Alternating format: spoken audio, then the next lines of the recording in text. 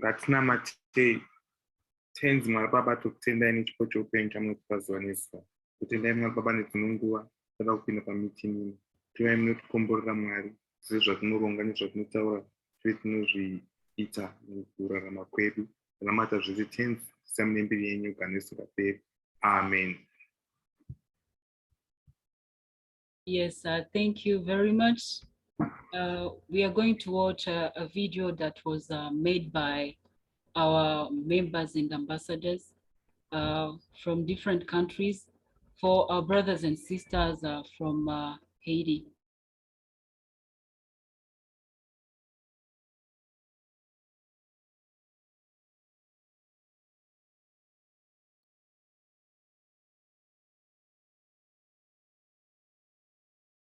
This is Yvonne from South Africa. Our greatest wish is for the safety and well-being of everyone affected by this crisis. Please reach out to your Black-owned and Black-friendly businesses. I am because we are. Hello, my name is Orenge Momanyi, an ambassador from Kenya. I love Black people. I want to send a message of encouragement to my brothers and sisters in Haiti. I know you are experiencing a lot of pain, but we acknowledge that the Lord and the Spirit of our ancestors will be with you, my brothers and sisters. We are with you. Ensure that you visit. We love you. I am because we are. Members, I'm Alex, an ambassador from Uganda. Tuliwamu fena for what has happened, so we stand with you, but be patient, be encouraged that we are with you. Our beloved members, our beloved Black people, we love you all. Hello, Black people over the world. I'm Maya Saint Celeste from Yaoundé, Cameroon. I send my greeting over all Black people over the world, especially for my brethren in Haiti. We pray for thee so that God give you strength. I am because we are. Hamjamboni ndugu na dada zangu mlioko Haiti. My name is Wambongo Akedi from Kenya.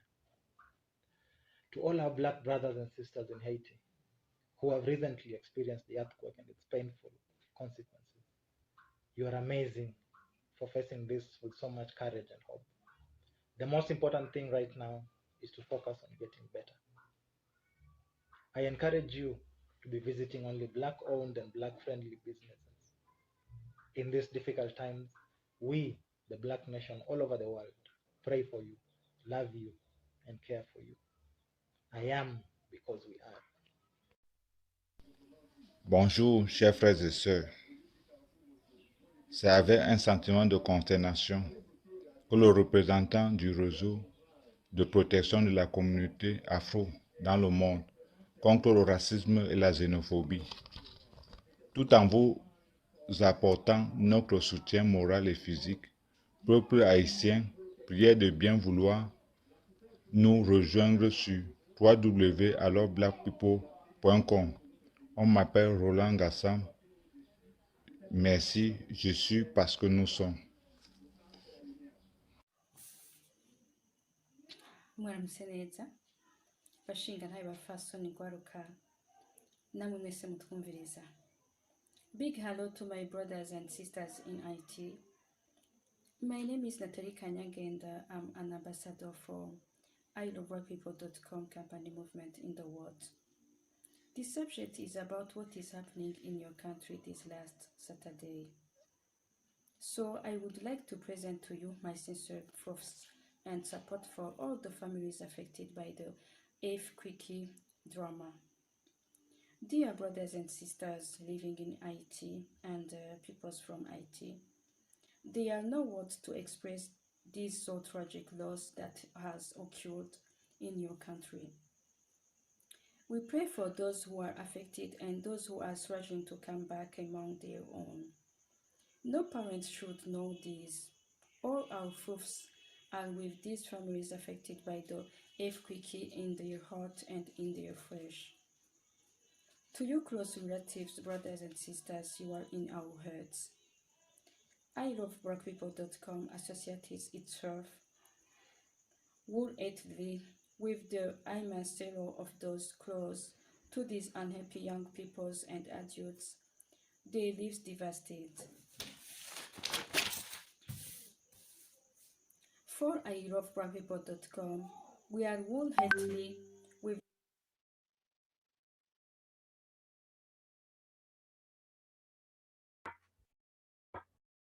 Yes, there were brothers and sisters from different countries. Up next, we have our speakers. Elijah, can you hear us? Yes, I can hear you. Okay, you only have 1 minute to present your report. Okay, this is a report from Kenya. And first of all, good afternoon, good evening, dear members. This is Kenya Weekly Report, which is dated 14th August 2021 to 20th August 2021.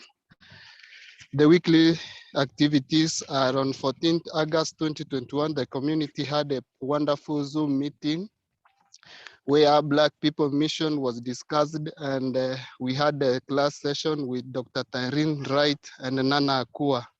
On 15th August 2021, the community with our friends and family and relatives in Congo celebrated Independence Day of Congo Brazzaville, which gained its independence on 15th August 1960. On 17th August 2021, the community and the relatives, friends in Gabon celebrated Independence Day of Gabon, which gains its independence on 17th August 1960. On 17th August 2021 also, we had our regular Tuesday newsletter, which highlights of 8 essential categories, which are education, health, legal, finance, transportation, beauty, food, and accommodation. Announcement was made to members who had not registered as members or ambassadors of I Love Black People to do so in order to become an official member. Social media accounts was shared to group, and members were encouraged to follow, like, and comment to I Love Black People post on social media platforms. On 19th August 2021, the community asked all members and ambassadors to make a 30-second video of message of encouragement and love to Black brothers and sisters in Haiti who had experienced earthquake disaster. On 20th August 2021, the community asked all spokespersons from different countries to write and submit a weekly report. Kenya COVID-19 updates. The report is as per 20th August 2021. The total confirmed cases are 227,077. The cumulative fatalities are 4,435. The recoveries are 209,839. The fully vaccinated people are 773,067. The report was made by Elijah Nyabuti. I am because we are. Yes, thank you very much, Elijah Nyambuti. Up next, we have Helicleto Muchache from Mozambique. Helicleto, can you hear us?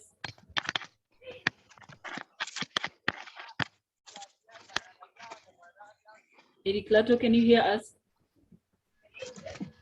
Yes, I can. Good afternoon, everyone. Yes, you only have It's a 1 pleasure. minute. Yes, according to the place. Thank you. So it's always a pleasure being with you, family. Let's go to the weekly report from Mozambique. This is summary of activities. First, this week we had, as usual, reminding members and ambassadors to submit Black-owned and Black-friendly business which is one of the important steps in order to protect Black people from racism and xenophobia. Two, our honorable co-founders suggested some Pan-African books like the ISIS papers. Members are encouraged to submit their contributions on Tuesday letters and other reading books which they find important and useful to our cause. Three, members were asked to make a video as a message of encouragement, love, care, and concern for Black people in IT, which have recently experienced earthquake disaster. COVID updates from Mozambique. Total numbers of cases. We have cumulated 140. Active cases is 16,000. Deaths, we have 1,761. Recoveries, we have 122,000. And that will be all. The report was made by Ambassador Eraku Tumukash from Mozambique. I am because we are. Thank you very much. I am because we are. Up next, we have Derry Anthony. Derry Anthony, can you hear us? Hello. Yes. Yeah. We only have 1 Please, minute. Please, can you hear me? Yes, we can Hello. hear you. Okay. Thank you very much. Thank you for giving me the opportunity to give reports about activity that went on in the Ghana group within the week. As usual, members who attended last Zoom meeting were thanked and asked to confirm the attendance for today's meeting.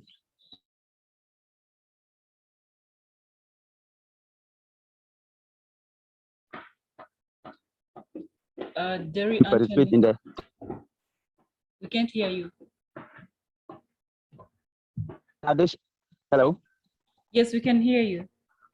Continue with your report. Please, can you hear me? Yes, we can hear you. Okay, thank you. I said a notice was kept in the page that Congo and Gabon were celebrating their Independence Day. That was 15th of this month and 17th of this month, respectively. A brief history about Congo and Gabon were shared to us in the group. Furthermore, newsletter for the week was kept on the group, and members encouraged to write their newsletters so that it will be added next week. Again, we were encouraged to make a second video of ourselves, speaking encouraging words to our brothers and sisters in Haiti, facing challenges as a result of the earthquake they experienced. Furthermore, some members,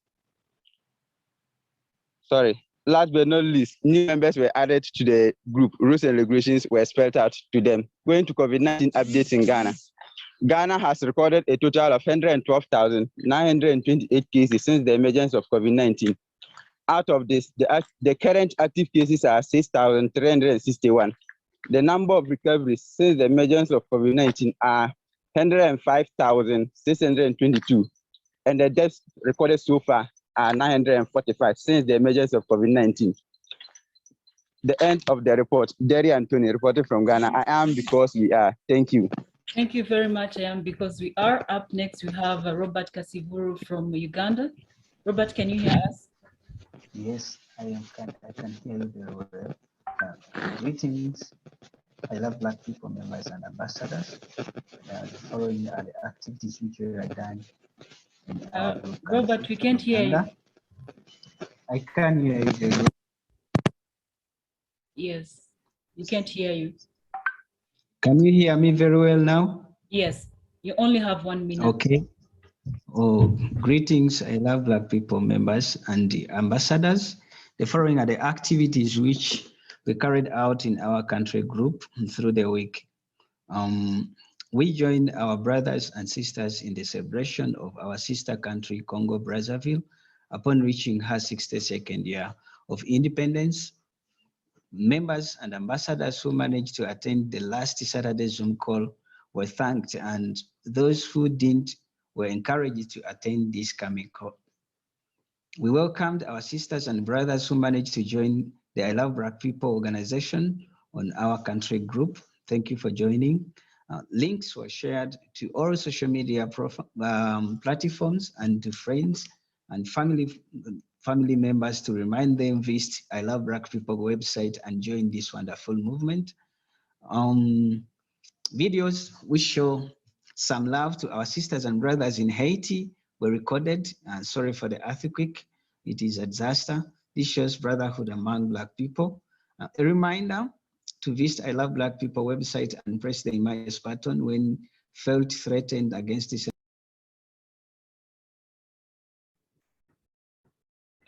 Robert Kasiburu, can you hear us?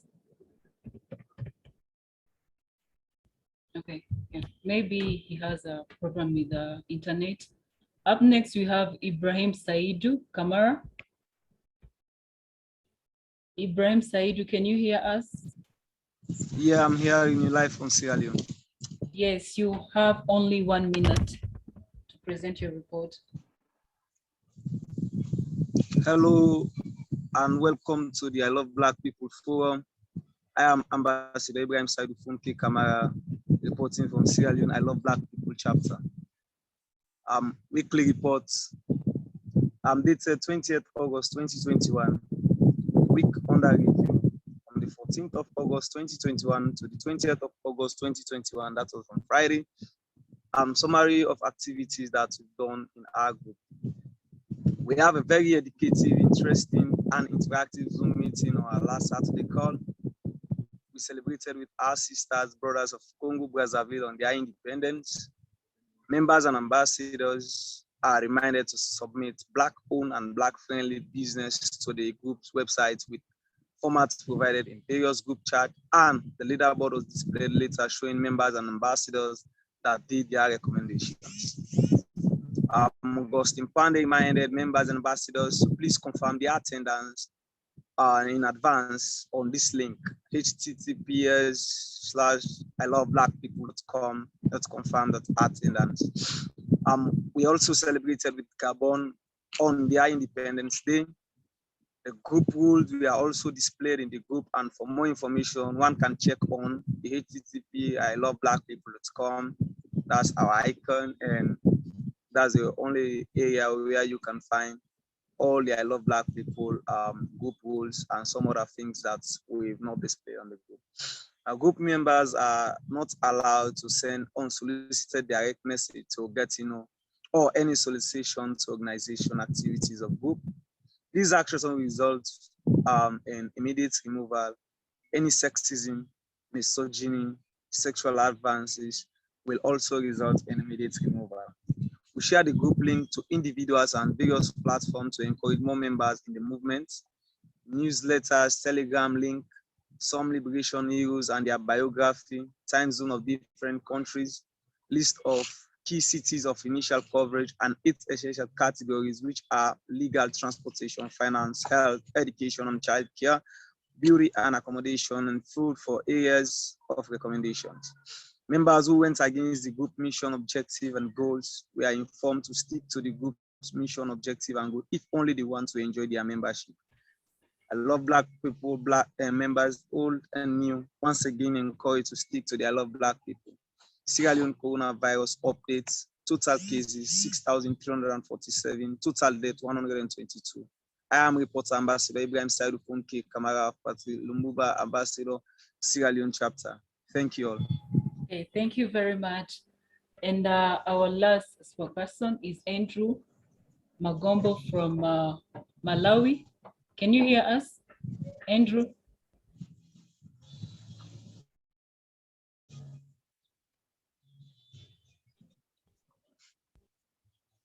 Andrew Magombo, can you hear us? Yes, please, I can hear you. Yes, you only have 1 minute.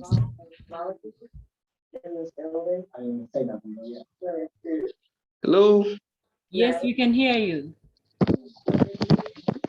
You only have 1 minute. All right, here with me, I have a report from Malawi.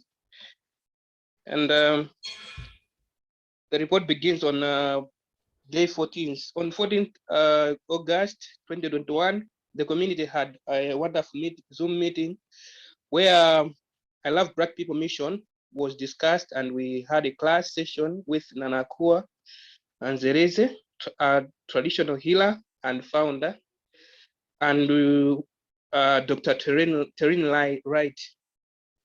On 15th August 2021, the community also, with our friends and relatives in Congo, Brazzaville, celebrated the Independence Day of Congo, Brazzaville, which it gained its independence from France on 15th August 1960. On 17th August 2021, we had our regular Tuesday newsletter, which highlighted our 8 essential categories, which is education, healthy, legal, finance, transportation, beauty, food, and accommodation. On 17th August 2021, the community here, with our friends and relatives in Gabon, celebrated the Independence Day of Gabon, which attained her independence on 17th August 1960. On the same day, the community celebrated the birthday of Marcus Mosiah Garvey, a Jamaican Pan-Africanist and the founder and president of Universal Negro Improvement Association and African Communities League. On 20th August 2021, the community asked all members and ambassadors to confirm and attend to the Saturday's community call meeting on Zoom. On 20th August, which is yesterday, the community asked all spokespersons to prepare and write and submit the weekly report.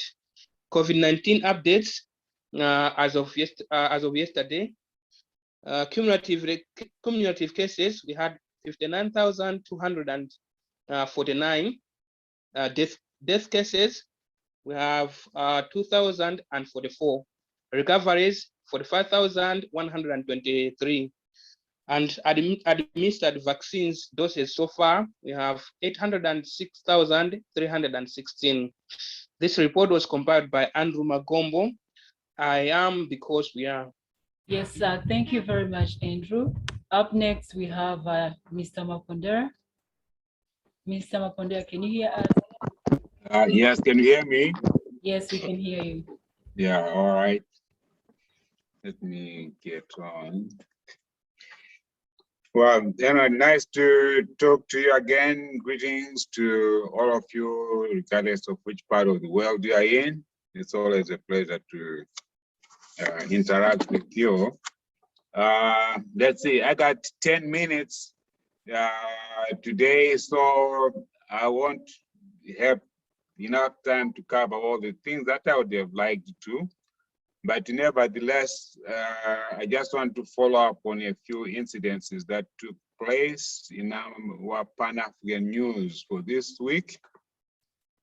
Last week, I talked about the elections that were taking place in Zambia, and it seemed like the transfer of power was quite peaceful.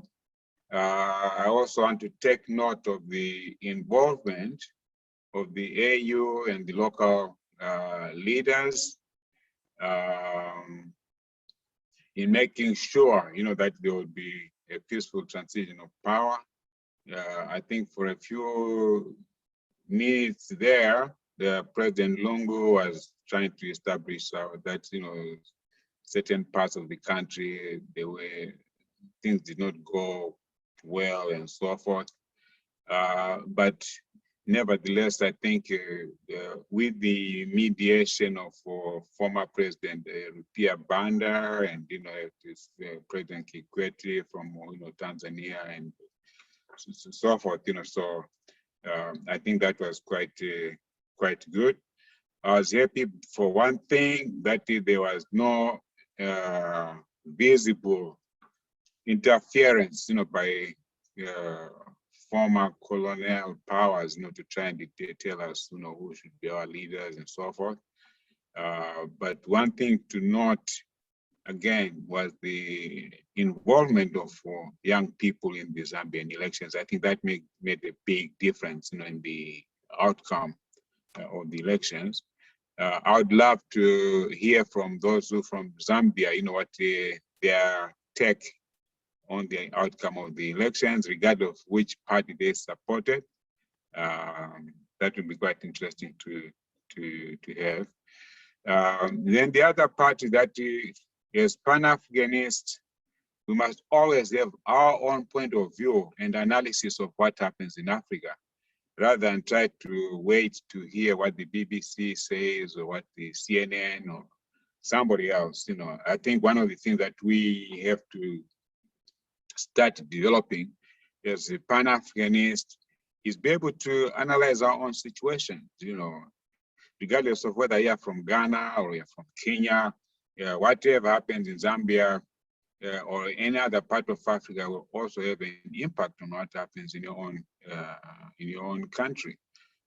So I think it is most important that you all take some time to understand these events and get as much information and come up with your own opinion as well. That's what Pan-Africanism is all about. It's not just leaving it to the classroom. We are all the leaders of Africa and for the future. And as I mentioned, that many of the elections and the choosing of leadership in Africa today is so much dependent on what young people do. So you can't just go and vote for somebody and not understand, what are the implications of him being in power going to have on your own life, on the life of everybody else in the country, and the life of the continent as a whole. So there are three areas that we always try to analyze, after each election. In any part of the world, any part of Africa. One, what are the domestic implications? What does the change of leadership, what impact does it have on the people locally? Are we going to see a drastic change in the way in which Zambia is going to be run? HH, as he is called, he says he's going to emphasize on the economy, of which he has got a track record. He's probably, they say he's the second richest man in Zambia with about $300 million. And part of his wealth was created out of agriculture. He's a big cattle person. Here's a good example, for the fact that you can create wealth in Africa out of resources, out of Africa, out of farming, as a typical example.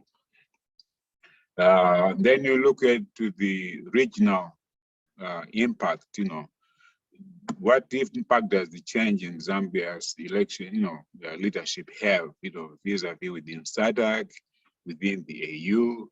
As you know, there are always these various alliances, between different political parties, between, different countries and so forth. But also at the same time, now that, HH is going to be part of the SADC leadership, they change, they rotate responsibilities, like right now, I think South Africa or Botswana was the head of the, conflict resolution and so forth. And the Malawi was coordinating, the whole exercise on, health in Africa or in, SADC, talking of, what has to be done in terms of regional attack, on the health situations that we are facing and so forth. So when you have a new leader in Zambia, let's say he becomes the new leader for to head the conflict resolution in Africa and in SADC and so forth, what impact is he going to have and so forth. And then finally you look at the international implications of one's new leadership. What role is he going to play, or what attitude is he going to play vis-a-vis the Chinese? We know that during Lungu, the Chinese seems to have had quite a major impact in Zambian society. There was, heavy, takeoff of a number of state enterprises and so forth.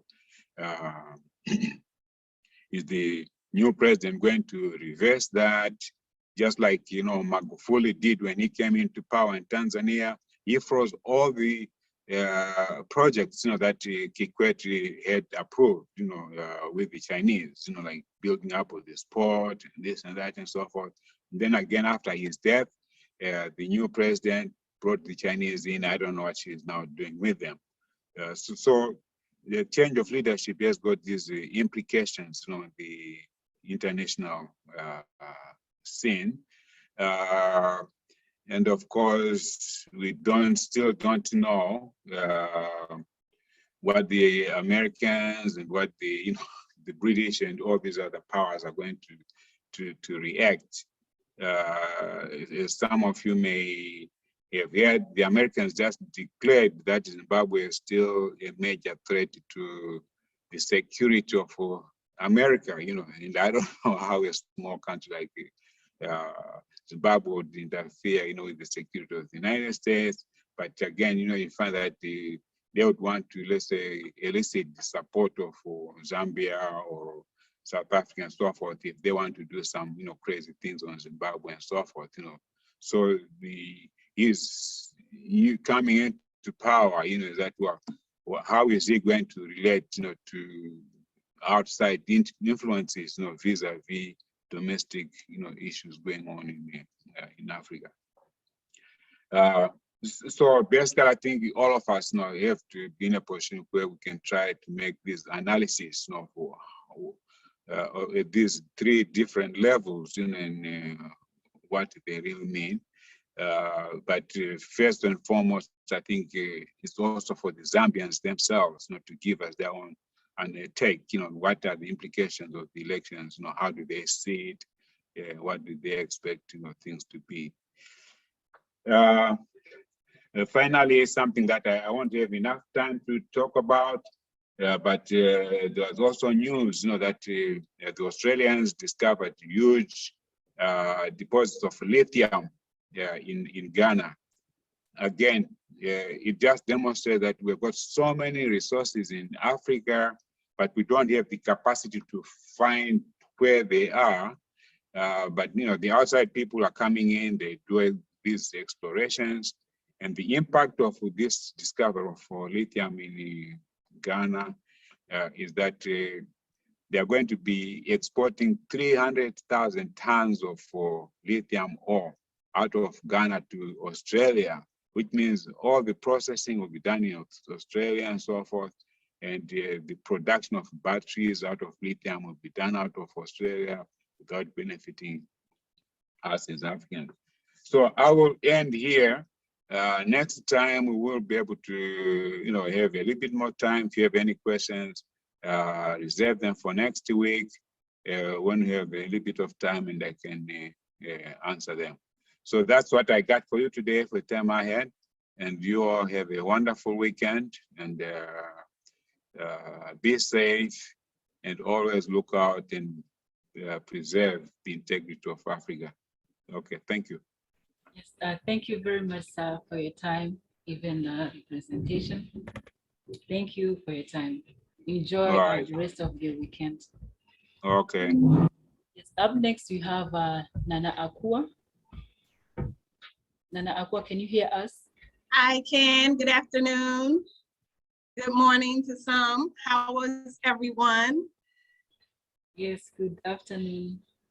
Good, thank you. So thank you everyone for joining us again for another class of Pan-African healthcare. This is the third week, I think, in this cycle. And so if you have been following along in the week's readings, you should have the entire packet. If not, no worries, I will share the screen and give a discussion on basically how to handle stress effectively. So basically, we are talking about stress management, dealing with our emotions, dealing with daily stressors, things that can kind of disrupt our comfort, our peace, and all of these types of things. This is necessary. Usually in health, we focus on the physical health, but we also need to give as much focus or attention on mental or emotional health. And so you won't get into that in terms of mental illness or psychological issues per se, but more so in terms of just handling things that can cause us stress and that can kind of break our peace and cause us to kind of get frustrated or irritable and not really be able to focus on our daily tasks, including our physical well-being. So the first thing I'd like to do is I'd like to see if you all can share in the comments what are things that commonly cause stress in one's life. Are there certain things, and it doesn't have to be personal, you know, you could ask for a friend, right? As we say, I'm asking for a friend. Or you can state it for a friend, even if the friend is you. But what are some things that typically cause stress, or could potentially cause stress, or things that are just stressful in life?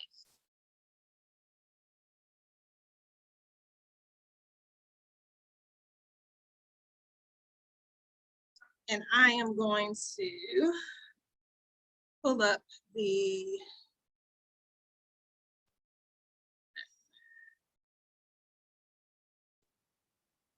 this is week 3, so hopefully everyone is giving some feedback in the chat.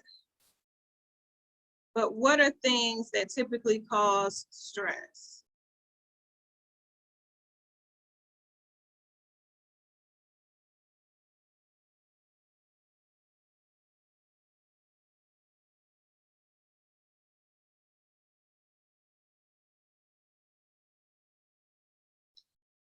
And if you will allow me to share the screen, Yvonne, I would appreciate it. Yes, you are allowed.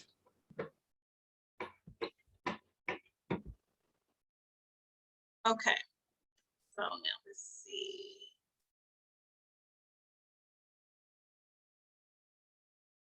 Okay, that's a good one. All right, Pamela said, constant requests from others. Listen, how about that? There's always somebody pulling on you, asking for stuff. That's a good one. Health issues can definitely be stressful. Financial challenges, health issues, fear. Huh, that's a good one. Yeah. Listen, fear is paralyzing. Poverty falls under the financial issues, definitely. These are all very good examples of stress. Media, the media promotes fear a lot of times, absolutely. Jealousy. Yeah, thank you all. I appreciate your responses. These actually are not some of the ones I would have thought of, but they're excellent, because one thing we really don't often focus on is fear. Like, a lot of times we think that the predominant emotion is anger, right? But a lot of how people act, or a lot of our feelings, are usually rooted in fear, not necessarily what the affect is, what presents, which a lot of times shows as anger or frustration or anything of that nature, right? But fear is at the root of a lot of things. And it could be fear of failing health, fear of illness, death, you know, fear of poverty, or fear of inability to pay your bills or to make ends meet. So fear is a really big one. I'm glad some people mentioned that. And yes, people always asking, you know, if you're in a relationship, if you have children, if you have a stressful job, you're into a lot of different activities, you're involved in fighting racism, right? There's always going to be a lot of things to do. There's always people tugging at you, pulling on you, making different requests. These are all excellent. And how to handle or manage those things are key. So let's go through some additional symptoms of stress, because sometimes the issue is identifying what is stressful. Because sometimes we're waiting to feel stressed, but a lot of times you may not consciously know that you are stressed. It could be a physiological condition or symptom that's occurring that you don't attribute to stress. And at the top of the handout here, you'll see just a basic definition of stress, right? Webster's dictionary here. A state of physical or mental tension or something inducing it, or a pressure or strain that tends to distort a body, okay? So a lot of times we focus on stress being mental and emotional, right? But it can also cause physical symptoms. So here are some symptoms of stress: depression, difficulty falling asleep, extreme tiredness, fatigue, feelings of anger or resentment, frequent absence from work or other obligations, impatience, inability to concentrate, loss of pleasure in life, increase or decrease in appetite, muscular aches with no apparent cause or reason for them, stomach or intestinal disturbances, sweaty palms, tension headaches, performance anxiety. All of these things are symptoms of stress.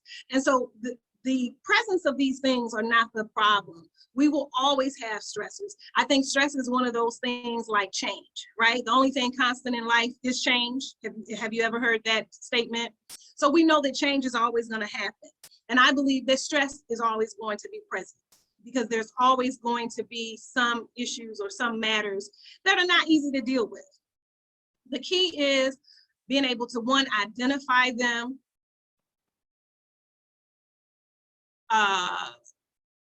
and then being able to effectively handle them. So let's move down to methods of handling stress. One possibility, right, is exercise, right? Exercising tension away. You can join a health club, you can join an aerobics class, a Zumba class, a yoga class, a Tai Chi class, any movement. You can begin walking in your neighborhood around, a local park or lake or something of that nature. Two, you can learn to deal with negative people. This is a big one, right?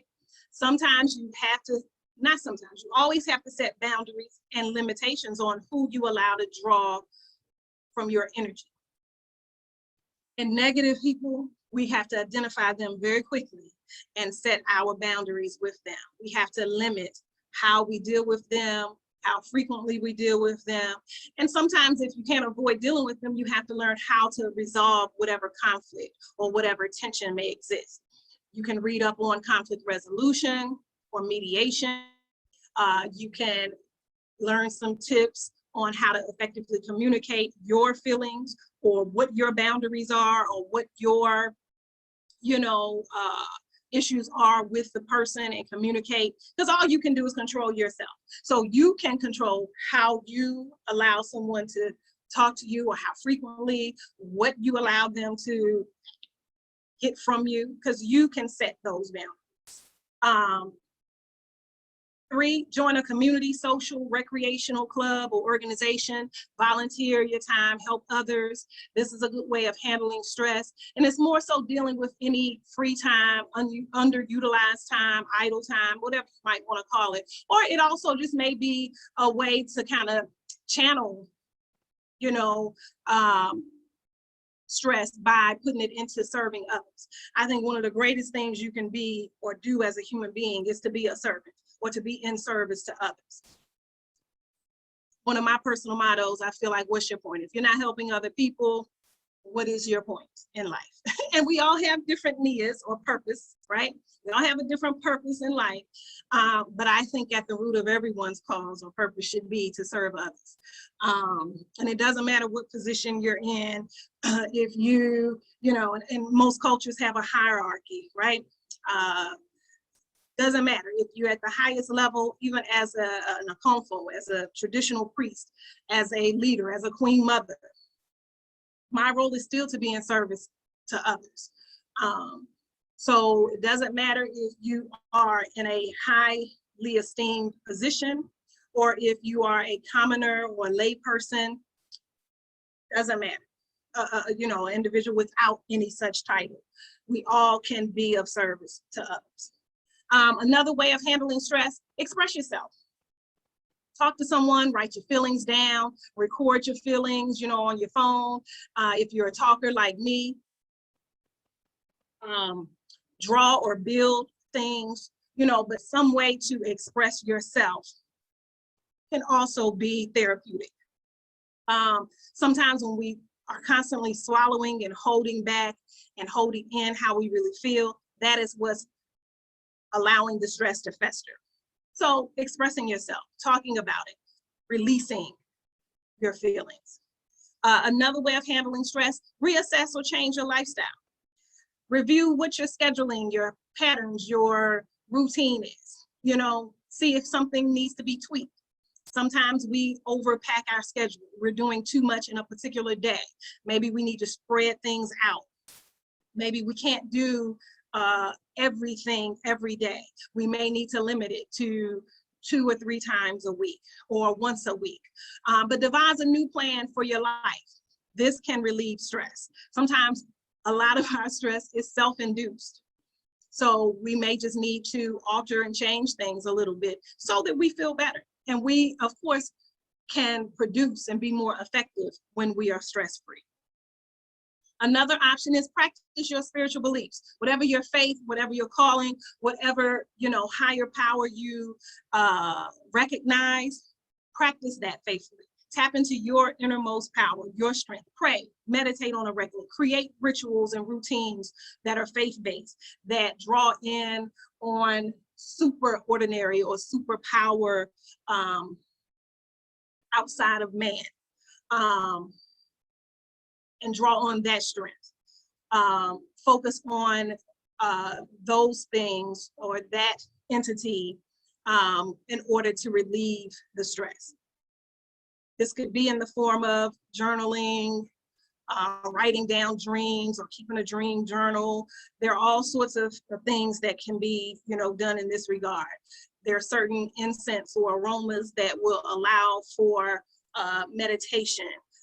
There are certain crystals or natural stones or rocks, as we call them, healing crystals, that will help you to center yourself and focus on spirit. So there are different things that can be done in regards to tapping into your inner, you know, power, your inner spirit. And then the last one listed here is nurture and pamper yourself. And this is in mind, body, and spirit. If it's, you know, soaking your feet or soaking into a bath, if it, again, is meditating, if it is doing deep breathing exercises so that you can quiet your mind, something that focuses on taking care of you, especially those of us that are pulled on from a lot of different people, from a lot of different directions, and have a lot of responsibilities. You have to take care of yourself. I have a friend that used to always say, well, you're your star player. So you always have to look out for number one. And, you know, first law of nature is what? Self-preservation, right? So you have to focus on self. And again, as a servant, it's not to say, oh, if I focus on myself, I'm not being in service to others. You can only be in service to others if you also nurture and take care of yourself. Okay, so the relaxation exercises are here. I won't go over each of these, but this is as a reference so that you can do some of these. And this is more so for the physical tension that may develop in your body. This deals with clenching different parts or muscle groups that will allow the body to be more relaxed. So I'll let you review that in your own time or refer back to it as needed.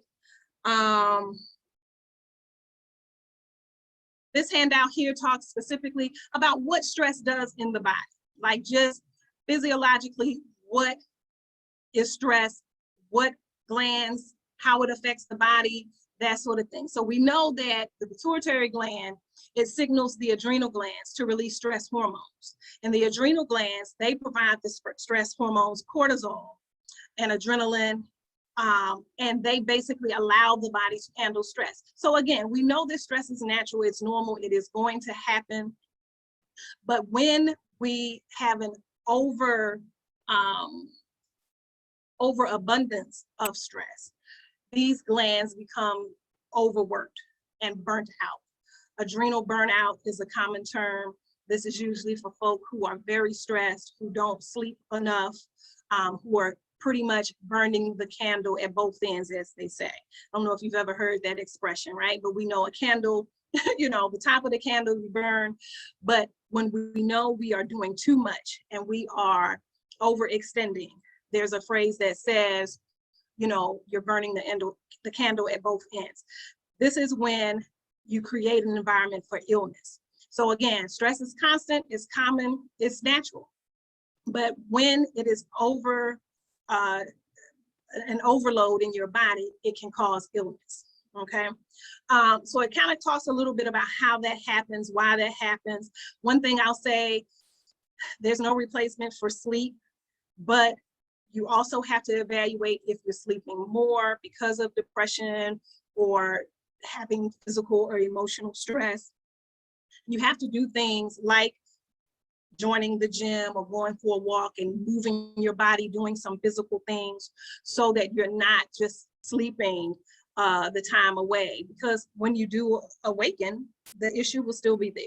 The problem will still be there. The stress will not go away with sleep. But then of course we know that some people are stressed have a problem with getting to sleep, right? So there's some relaxing medicinal tea blends that are mentioned here in this next handout. There are herbs such as hops, St. John's wort, lemon balm, lavender, things of that nature that are sedative or nervine herbs. These help relax the body. Those that specifically deal with sleep, valerian, skull cap, hops. These are things we mentioned maybe, I think in last week's class when we talked about herbs. Some of these were mentioned before. Definitely they were listed in the handout. But basically, these are some herbs that can really help alleviate stress and help induce sleep if you're having trouble sleeping.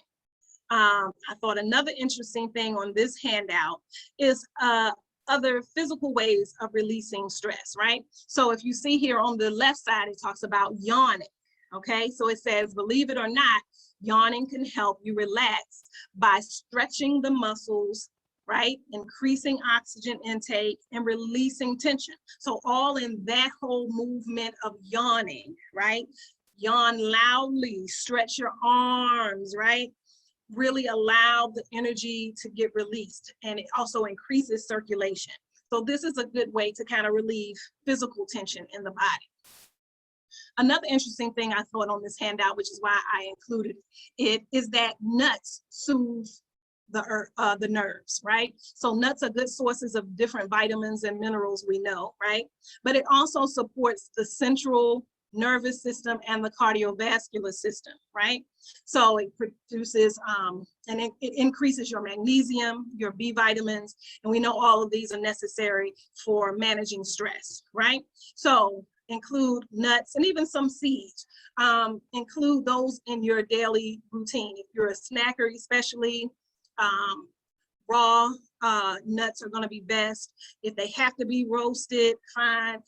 We really don't want all the nuts with the different coatings and seasonings and different things. But if you can do just a natural raw nut, this helps combat stress.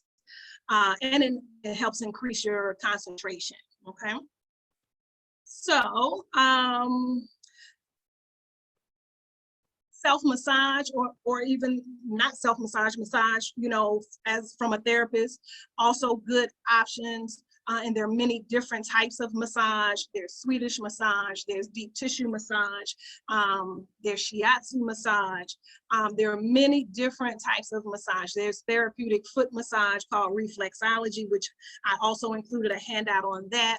Again, a lot of times we have physical symptoms of stress, but not always. But in these instances, these are excellent ways to get the kinks out, so to speak. Because a lot of times when we're stressed, our muscles tense up, we develop sort of knots or blockages in different parts of the body.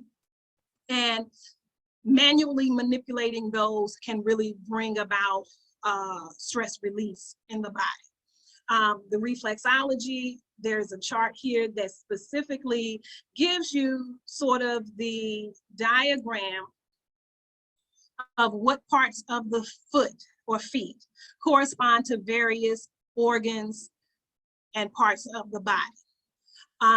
If you're into reflexology or foot care, or if you've ever heard of this, you'll know that there are reflex zones or points on the feet that correspond to every part of the body. And also, if you know, if your feet hurt, you're miserable. So good foot care is important. Unless you have sort of a physically strenuous job, you may not, or or if you don't walk a lot, you wouldn't know this. But anyone who has been on their feet for a job or have had to walk to commute to work or school or what have you, or have a physically intensive or labor intensive job, you'll know that you have to take care of your feet. Military people know this. Good shoes, good socks, all of this is important. But that's because there are zones and points on the feet that correspond to every part of the body. So self-care can be rubbing your feet each night after you shower or bathe, and just rubbing and massaging different parts on the foot to promote stress release and relaxation. The other thing that I want to talk about, and flower essences are really sort of one of my favorites, so I always try to condense it. It never really works, but I'm going to try, right? But we talked about herbs last week. We talked about homeopathic remedies.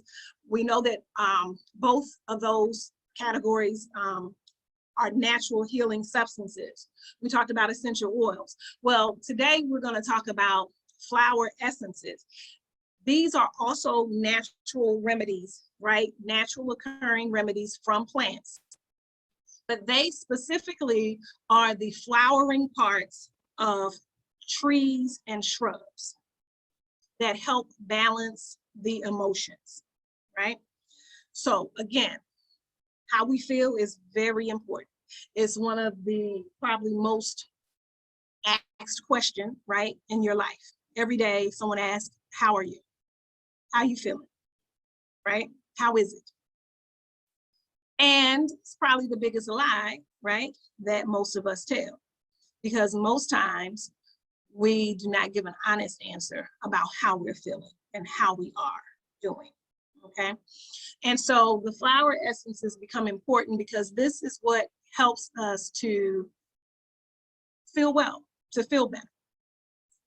There are 38 what they call English flower remedies, and they balance the various emotions that we have, whether it's loneliness, whether it is depression, whether it's despondency, whether it's fear, whether it's anger, whether it's resentment, whether it's mental fatigue, or whether we're just feeling overwhelmed because we're going through or experiencing some type of change. So these remedies help deal with those very intangible things, the things that you can't always identify, you can't touch them, you can't always get a grasp or understanding of what has you feeling that way. So how these remedies are explained can sound a little strange, and it kind of speaks kind of from the negative, but it lets you know sort of what the deficiency is, or at the worst state, this is when you need this particular remedy. So let me give you that example. So for example, beech, and we know there's a tree called beech, right? This is for people who are critical or intolerant of others, right? So again, not what do you call, a positive trait per se, right? But there are definitely, right, people who are very critical, who are intolerant of folk, who have some arrogance in them, kind of judgmental type people, right? Beech would be the flower essence that would balance out that person, okay? Another one, and I'm gonna be disciplined and skip through a lot of these that I'd probably like to mention, but let's go down to elm. Elm is also another tree and it flowers. The flowering part of that tree produces an essence that helps balance the emotions, specifically for people, right, who are temporarily overcome by inadequacies or responsibility. This is the person who is overwhelmed by some recent change. There's something that's happening. A lot of people are pulling on them, asking a lot of things from them. They have a lot of responsibilities.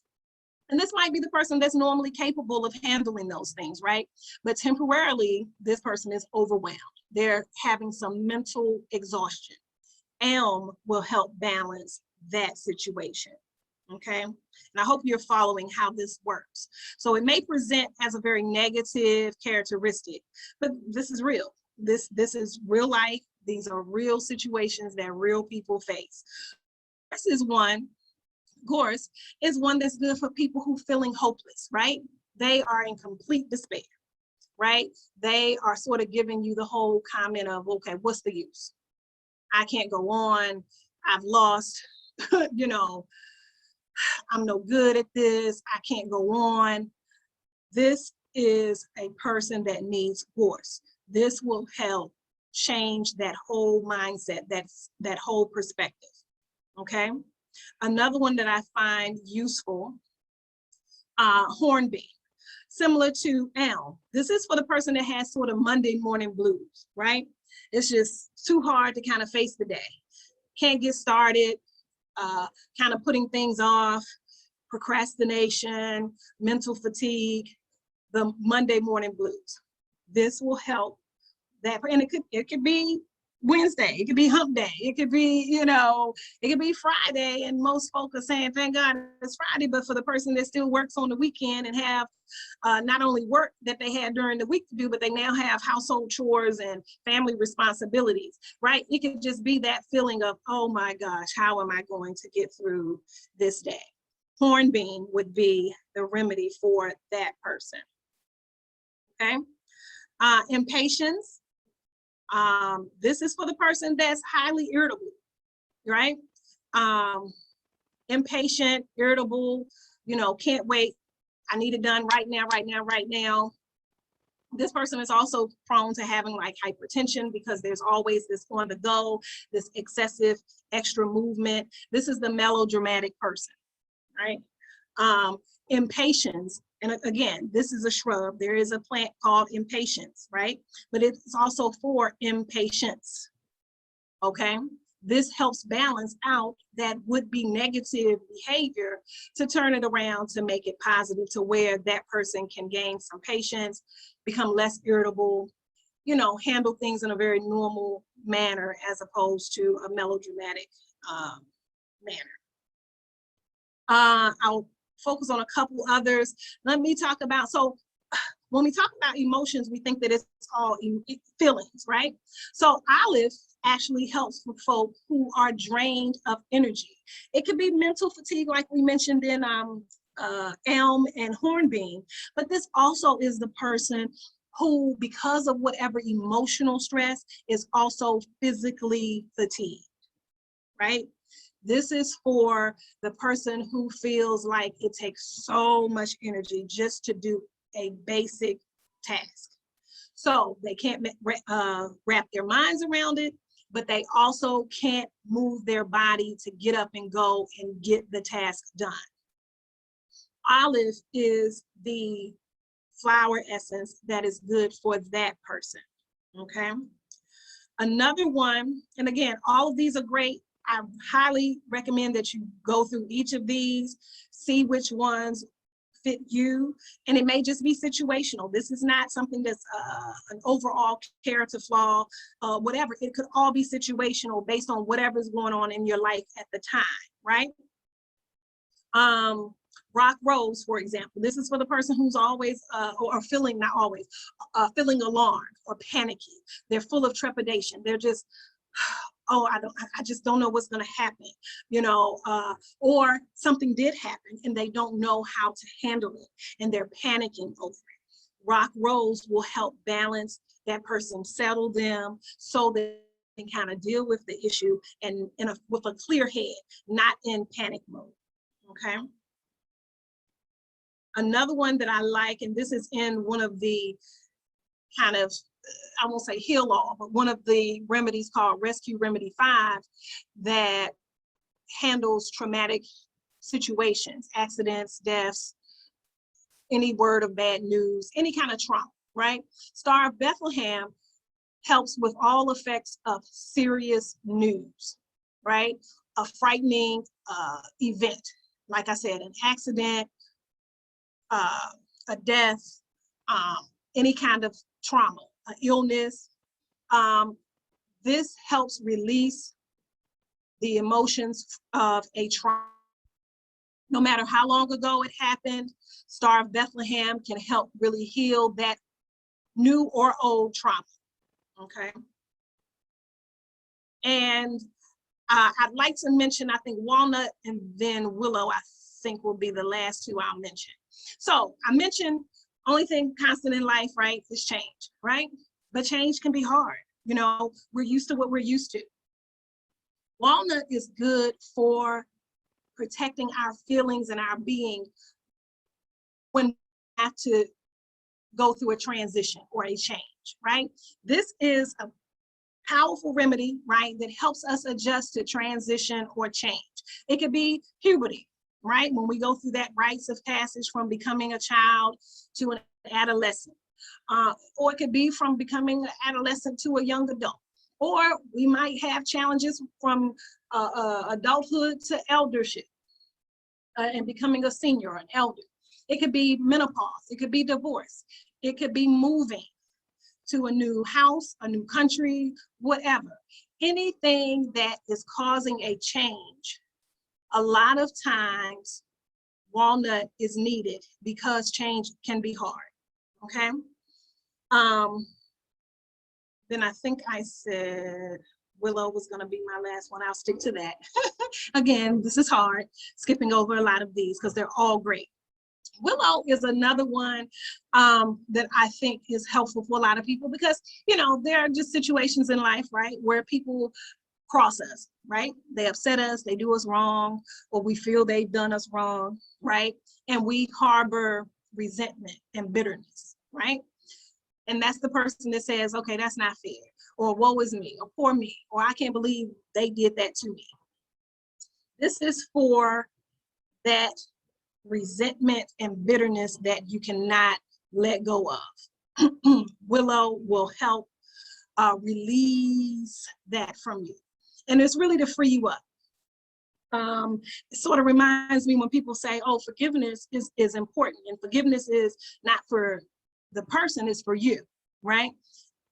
I can relate to that in terms of this whole resentment and bitter piece, because what you do is end up making yourself sick and holding yourself back because you're still holding on to something and you're bitter and you're angry and you're resentful about things, and that person has gone on about their life and ain't thinking nothing about you, right? But you still are left with those effects. Willow will help you release that. Very important, very important. And so these are the flower remedies. If you find these to be interesting, there is a questionnaire. I think you can Google it. If not, you can email me and I'll put my email in the chat. If this interests you, there is I think it's either 115 or 119 questions. It's sort of a self-evaluation questionnaire for which remedies are best for you, right? And I think this is good for folk who kind of know that their emotions are all over the place. You know, they don't feel balanced. Sometimes they feel one way, sometimes they feel another. And it's okay to have different emotions, but when you feel you're out of control of them and they overpower you and you feel like you can't manage your feelings or emotions, it would be probably a good idea to look into flower remedies or other things, whether it's therapy, whether it's, you know, some other assistance, whether with herbs or, you know, other means. But really understanding your emotions is important. And so this questionnaire helps you to know, and some of it's personality, some of it's lifestyle, character, what have you, because there are some questions that just get, you know, I ask questions about just how you generally think on a day-to-day basis. So if you're interested in that to help you determine which of these remedies are good for you, you can let me know. And I think I can dig up that questionnaire. Oh yeah, and thank you. I see some people had come back into the chat and added some other stressors. I appreciate your contribution to the conversation. Yeah, uncertainties, family stressors, workplace issues. Yeah, workplace issues can be a lot because, you know, I'm sure some people practice a lot of restraint at their jobs that they need, right? So that they can make their money and make a living, right? Otherwise, some people would be in big trouble.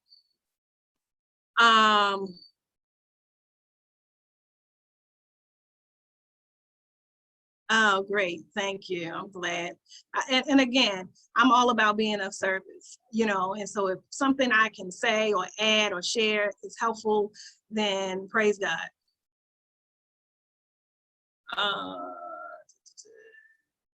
Oh, and yes, thank you. Okay, so someone asked how elm specifically is used, but what I really should have said is just how all these flower remedies are used. And I did overlook that. Flower remedies are usually found in liquid form. They are homeopathically derived. So we talked about homeopathic remedies last week. These flower essences, though, are usually found in liquid form. They are taken internally, but usually you will take them like you take the homeopathic pellets or tablets that we talked about last week. So you'll take 1, 2, 3 drops under your tongue, and you'll hold it in your mouth and you allow it to absorb into the body through the mucous membranes, right? Remember we talked about that last week. Rather than swallowing it and it going through the digestive system, right? Like capsules and vitamins and pills and things like that, it gets into the bloodstream more quickly by taking it under the tongue. That is how you take all flower remedies. So whether it's 1 or 2 different ones, elm or hornbeam or olive or oak, or you know, have the combination remedy of all of the flower remedies. You have the Rescue Remedy 5, which has the 5 that deal with trauma. Same way you take it. And basically, if you're going through a traumatic event or if you're going through a emotionally high time and you need it, you can take it 4 times a day or every couple of hours until you get relief. Because again, it's small doses, just like in homeopathy, small dosings, multiple times until symptoms are relieved is the standard that these types of remedies, natural remedies, are taken, okay?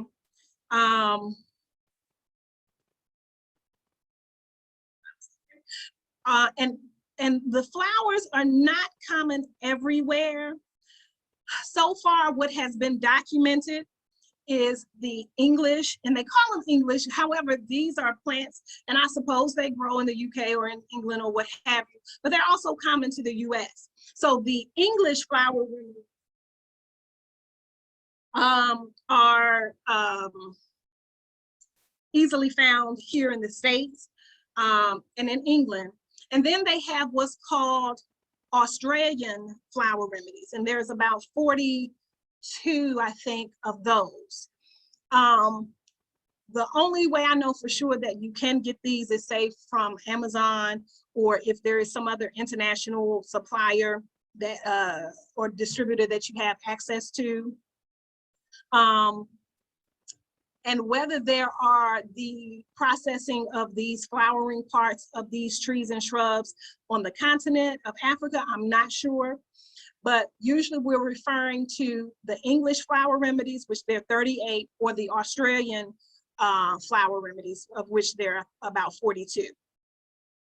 But highly effective, I think, can just do wonders. Because again, as Black people, I think we often overlook how we feel. We have this Superman, Superwoman syndrome, and we are amazing, we are powerful, we are super. However, we are still human, we are mere mortals, right? And so we have to, again, be kind to ourselves. We have to treat ourselves well. And we have to do self-evaluation and self-reflection constantly to know what it is we need to do to function at the highest level, to vibrate at the highest level. And a lot of times that includes addressing our emotional and mental health. So yeah, that's how these are taken. What I'm going to do is type, some people have put in here their emails. I'm going to put my email. So if you do need the presentation and you're not in the WhatsApp group, again, you know, I want to follow this platform's protocol. You know, if you're not in the WhatsApp group and you want to join, please go through that process. However, we're happy to accommodate folk who join the call and are not in the WhatsApp group. So I am happy to send the email of the presentation. That's not a problem. But I'd love you to get involved in all ways, right? And I think that's all of the comments for now. So then let me go to our last section. So we talked about the flower remedies that help balance the emotions. And even though we talked about herbs last week, this handout specifically talks about herbs that calm the body, the mind, the spirit. So these are stress and anxiety relieving herbs, right? So we know that calming herbs and relaxing, excuse me, and relaxing teas for stress and anxiety relief are important. We know that they're widely used in holistic healing. They take the edge off because stress can be damaging. And pretty much if you have even a physical condition, you should know that stress can usually make any and every physical health condition worse. It can bring it on. It can cause the onset of hypertension or diabetes, or certainly worsen it. Cardiovascular disease, even physical conditions like arthritis and gout. All of these stress can make all of these situations worse, or bring them on altogether, okay? So here, pretty much they list what different calming herbs exist and what they're used for. They even mention which other herbs you can combine them with, and they even do other things in addition to relieving stress and anxiety. So lemon balm is one. They talk about lemon balm is really good for someone that's angry or full of rage, right? And you can, of course, just use this in a tincture or in tea form, but it's also good for digestive issues, nausea, bloating, heartburn, gas, things like that. You can combine it with chamomile. And so this is good for restlessness and overexcitability in children and adults, right? You can mix it with motherwort or hawthorn, and this can help reduce palpitations, right? And help you regulate your blood pressure. Hops, we know hops is made in brewing beer, right? But hops is a powerful sedative. I guess that's why beer is a sedative, right? But it's a sedative and it's a relaxant nervine herb, as I I may have already mentioned, but this is good for people who are having trouble sleeping. And it also helps induce dreams. So people will put it in what they call dream pillows. If you're into dreaming, there's another herb called mugwort that is a dreamwort, which is good for helping you if you want to enhance your dreaming and that sort of thing. Chamomile, previously mentioned, but also a good sedative herb, especially when combined with hops. Kava kava is an excellent herb. This is really good for anxiety relief, right? So people who are feeling uneasy in different social situations, they need more mental clarity. Kava kava is really great for that. If you're feeling anxious about different things, kava is great for that. Skullcap is another one. This is a calming herb that's good for exhaustion and strengthening a depleted nervous system. So if you have a stressful job, or if you have a stressful home life, or just different situations, and on a regular kind of need some assistance, Skullcap is something you would take on a regular basis, especially if you know your nervous system has been depleted because you're always stressed or always in stressful situations. So Skullcap is really great for that. Okay, and passion flower, this is a good sedative in general, but particularly for like physical tension or stress in different parts of the body. So this is good for back pain, nerve pain, headaches, gastrointestinal symptoms caused by stress, right? So I talked about stress causing physical symptoms, right? Passion flower is excellent for that. Valerian, one of my favorite herbs. It's very smelly though, so this is not one that you would want to do in tea form. I would suggest doing it in capsule form. But valerian is very, very effective. It's a strong acting sedative. It's good for all age groups, pretty much traditionally have used it, whether you're talking about children, whether you're talking about seniors, whether you're talking about pregnant women. But valerian is great for helping with pain, dealing with stress, inducing sleep if someone's suffering from insomnia. But if you do need to take it in tincture or tea form, you're going to want to mix it with something else like a catnip or a chamomile, maybe a peppermint or something, you know, some other herbs that will maybe improve the taste. So it has a strong odor, but it's highly effective. Really great for people having trouble sleeping and just pains, you know, back pains, any other physical pains, especially like during pregnancy or during other situations where you would generally not be able to take really strong pain medications per se. Valerian has been known to be good in that regard. Then they kind of get into some other foods here. Dragon fruit, which is a traditional Chinese medicine. This has been good for helping with sleep. The reishi and maitake mushrooms, these are great nervines that help with insomnia, also cardiovascular disease. So these are good options. And so other resources just to add, right, to your arsenal of information in terms of handling stress. And because when we're stressed, we're not always thinking very clearly, we're not always knowing exactly what to do or having that in the forefront of our minds, this personal care plan kind of came to me by spirit, you know, just, you know, and as a caregiver, as a parent, as a holistic practitioner in the past that, you know, was responsible for helping people feel better, it can be stressful in and of itself, right? People are looking to you for the answers to make them feel better. But what came to me is that we all have that innate power to heal ourselves. We all can take responsibility for, you know, taking care of ourselves and others. And sometimes we're thrust into those roles, whether you want them or not.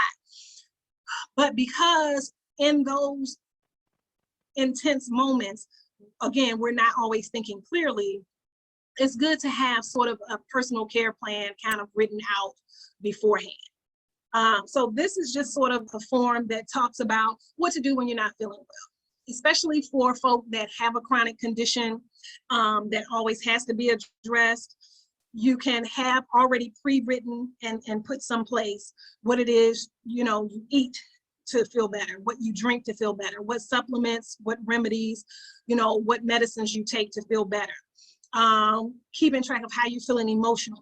And then also keeping, you know, track of, well, who's really usually good for me to call and get support from when I'm not feeling well, or when I have a panic attack or an asthma attack or a gout or some other kind of arthritis flare up and I'm in a lot of pain. Write out all of the things and people that support you. And you will not have to think of these things when you're in the midst of that condition. Okay, so this is again just something for you to have. And then if you're in the class, hopefully you did this sort of as homework or at least looked over it. But if not, this is just sort of a stress symptom checklist. This just sort of lets you know, and this is something you can do each week, you know, or it might be something you add into a routine to do every day. And just, again, yourself, self-assess or self-evaluate yourself as to how well you're doing. And identify, because again, you can't address or relieve stress if you're not cognizant that you're in a stressful situation. So these are symptoms in various categories that allow you to kind of know, you know, okay, am I physically stressed? Am I spiritually stressed? Am I recreationally stressed, emotionally stressed, or mentally stressed? Go through this checklist on a regular and just evaluate how it is you're doing. And if you find that you are stressed in any of these areas, revert back to the top of the handout, or the beginning of the handout, I should say, and either, you know, do some of these relaxation exercises or implement some of these other methods listed here, use some of the flower remedies, drink some of the herbal teas, or do some of the other things that have been listed. But what I strongly recommend is that you do something. Do not suffer through, do not get into this, I'm a strong person, I can handle it. You know, it's useless suffering. There's a poet here in the, well, I'm in Baltimore, Maryland. There's a elder mama who's a poet named Laini Mataka. And she wrote this poem. Well, actually, I think she even entitled one of her poetry books based off of this particular poem, talking about being a strong Black woman can get you killed, right? And I think I've used this, just the saying itself. And though I've read the poem several times, it's been many years, but the sentiment of the poem, right, is that always having that type of attitude that you can just handle it, you can stand it, you know, I'm strong, it can get you killed. It'll make people think that you don't have feelings, that you don't have to be taken into consideration. You know, we already know that folk have always thought that Black people, Black women especially, can endure pain or don't even feel pain, right? Because they used to do these different surgeries and experiments on us, and you know, they don't feel it, they can endure it, they strong, right? What I am saying is be strong, but also be sensitive and mindful and patient and loving to yourself, to know that you're still a human being, you're still a person, and that you don't have to be strong in every situation, and definitely not to your own deficit or to your own fault. You know, be gentle with yourself. Implement self-care and self-nurturing. You do not always have to be the martyr, the hero. Know that there are ways to alleviate some of the suffering, some of the stress, some of the issues that we bear. Utilize what God has given us to do those things. Again, a couple of people have listed their emails. So I want to remind you, you have to email me. So if you are requesting the handout that I taught from today, or if you are interested in the flower remedies and you want that questionnaire, you will need to email me and make your request. I'm not able to take down all of the emails and such, so I really want you to email me. So I think I answered the questions. Next week we will talk about, and that will be week 4, right? So next week's topic is on cleansing and detoxification. We will talk about how to cleanse the body, what the paths of elimination are, not just colon cleansing, not just the obvious things that we may typically think about or talk about when we're talking of cleansing. We're going to address how to cleanse the entire body so that the liver, the lungs, the kidneys, the colon, and the skin are cleansed and detoxed. And so be sure to receive and review the reading assignments each day this upcoming week. And we will meet back here next week. I'm a little early, but I see Dr. Wright is on, so hopefully you all won't mind if I cut out a couple of minutes early. Oh, wait, somebody, yeah, some other questions in there? What about sex? What about sex? Okay, you'll have to expound on your question.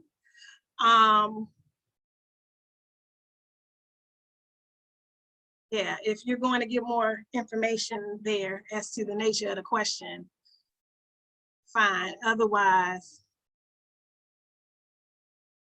my email. So I put my email. Rhonda, did you see? Can it help with stress? Can it help? I'm sure good sex can help with stress. Yes. A lot of people use sex as a stress reliever, so that's a common thing. So if you find that to be of relief, excellent. And we know we practice safe sex, right? So always keep that in mind. Be very choosy and discriminatory about who you choose to share your sex with. But okay, so if you didn't see the email, nanaakua1@gmail.com is the email. So again, thank you all for joining us today. Thank you with the cameras on so I can see your beautiful faces. I appreciate you. And I will see you all back next week. And until then, I bid you good health and peace. Okay, thank you very much, Nana Akua. Yes. Up next, we have Dr. Wright. Dr. Wright, can you hear us?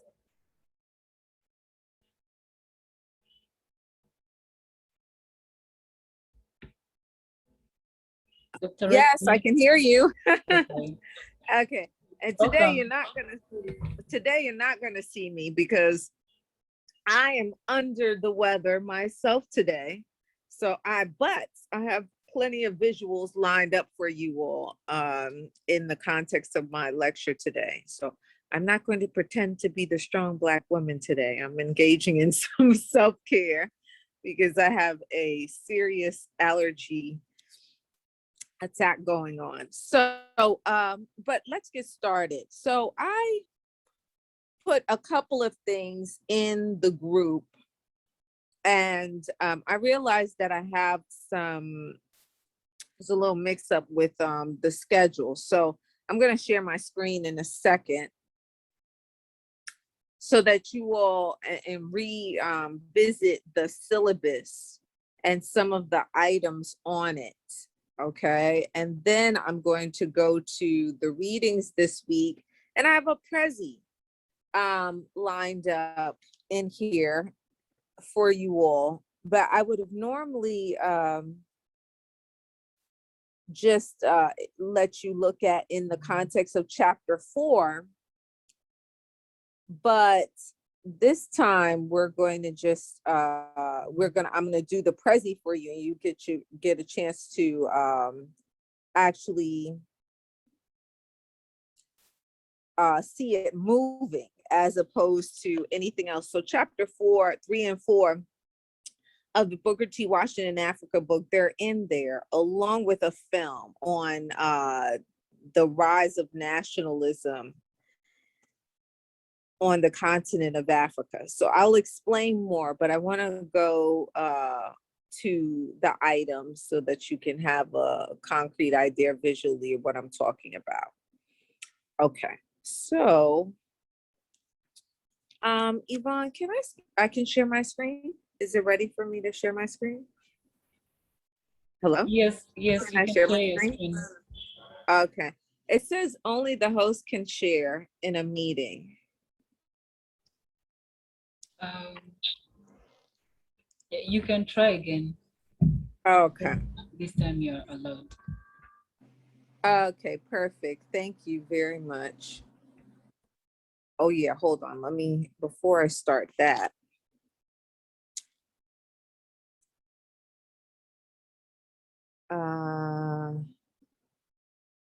Okay. All right, I'll just do it. Okay. So hold on while I'm doing this. I want to put my phone on do not disturb. Okay, so I want to go over some of the learning outcomes for this particular course. Hopefully you will hit all of them.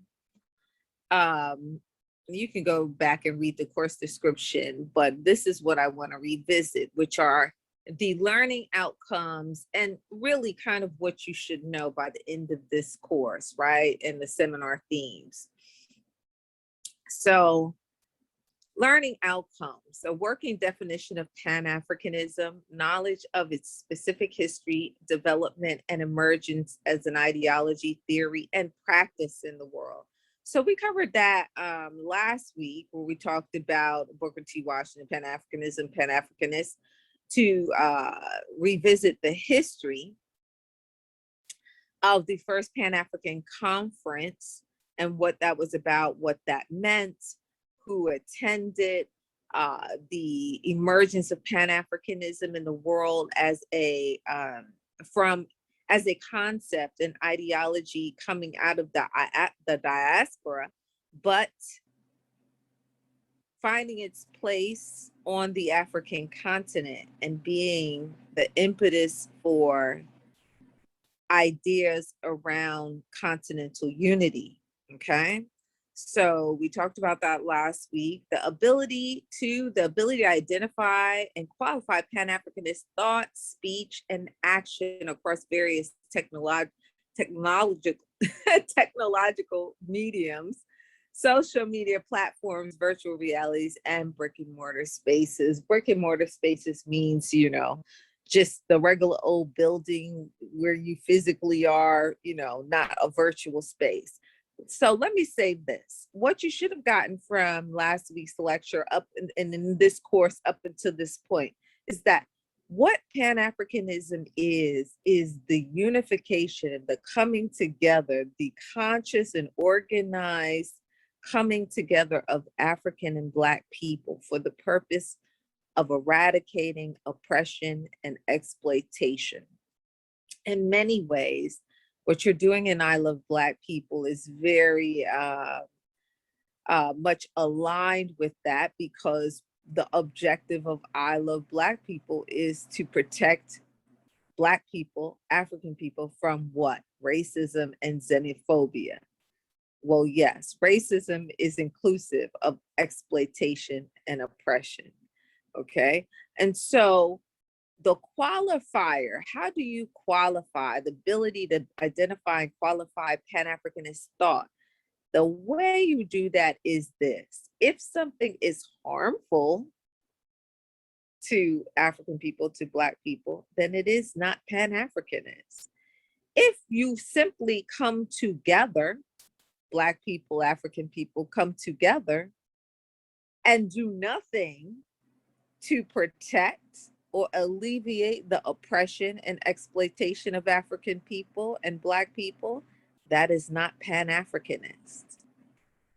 If you come together in order to alleviate the oppression and exploitation of African people and Black people, then that is Pan-Africanist in nature. And it should be overtly so. So when we get together at a concert, we could be singing Bob Marley music. That's not Pan-Africanist. You know why? Because it doesn't do anything in terms of alleviating our oppression and exploitation. Got it? When we come together when we come together in order to celebrate, some of you may know about Kwanzaa, which is first harvest. It is an aspect of diasporic Africans constructing or reconstructing culture, right? But we know that first harvest, Kwanzaa, is evident in many African cultures. The point of the first harvest is to celebrate the culture and the principles. However, if we don't come together and produce anything from it, it does not alleviate our oppression and exploitation. It's not Pan-Africanist. Sure, it's a show of our culture, but it hasn't done anything, right? Action, a verb. If it hasn't done anything to alleviate our oppression and exploitation, it's not Pan-Africanist in nature, okay? The point is that when we come together, it's not simply to celebrate, it's not simply to congregate, it's not simply to say hello. When we come together in an organized fashion, and even in small groups in a deliberate and conscious fashion, the purpose is to eliminate oppression and exploitation and alleviate that from the lives of African and Black people, okay? So many people who are critics of Pan-Africanism always say it hasn't produced anything for us. That's not true. It has produced something for us. However, what we typically call Pan-Africanists or Pan-Africanism has not produced anything for us, right? We think that just saying, hey, identify with people in, South America, identify with people in, in the Caribbean, I identify with people on the African continent, that's enough. That's not enough. Okay, Pan-Africanism is undergirded by action, an action that eradicates oppression and exploitation. Literally, the work you do in I Love Black People, going out on your 2 feet, going out in your car, or however you go on your bike, to verify businesses actively that we engage that could harm us or not harm us is very much a Pan-Africanist endeavor, because your sole purpose is to make sure that we protect Black people, African people, from oppressive and exploitative engagement, behavior, and acts, period. Okay? You are looking to produce a result, which is to insulate us from harm, to protect us from harm. Okay? So I'm going to move on to the next item. The ability to qualify whether policies, legislation, organizational initiatives, and other or general practices are Pan-Africanist in nature and beneficial to African and Black people. We're going to address that in this session right here, because we're going to look at 2 cases that you got. the African exclusion measure and the Liberian crisis with Booker T. Washington. Both with Booker T. Washington. We'll get a chance to look at how to qualify policy, okay, and legislation. The case of the African exclusion measure absolutely deals with a piece of legislation that was, oh my goodness, so racist. I was looking for a really profound word, but I didn't find it quick enough to say it. It was profoundly racist. And basically, that piece of legislation is defeated and debunked by none other than Booker T. Washington. So we're going to look at that particular case, the African exclusion measure, and use it as a case study, okay, about how he networked and maneuvered behind the scenes and even organized his people and his network in order to oppose such a vile and racist piece of legislation. But going forward, we're actually going to look at some organizational initiatives, and of which there are many, starting from the first Pan-African Conference to the Congresses, to other organizational bodies that ultimately come together to produce initiatives that will protect African people and Black people from racism and exploitation.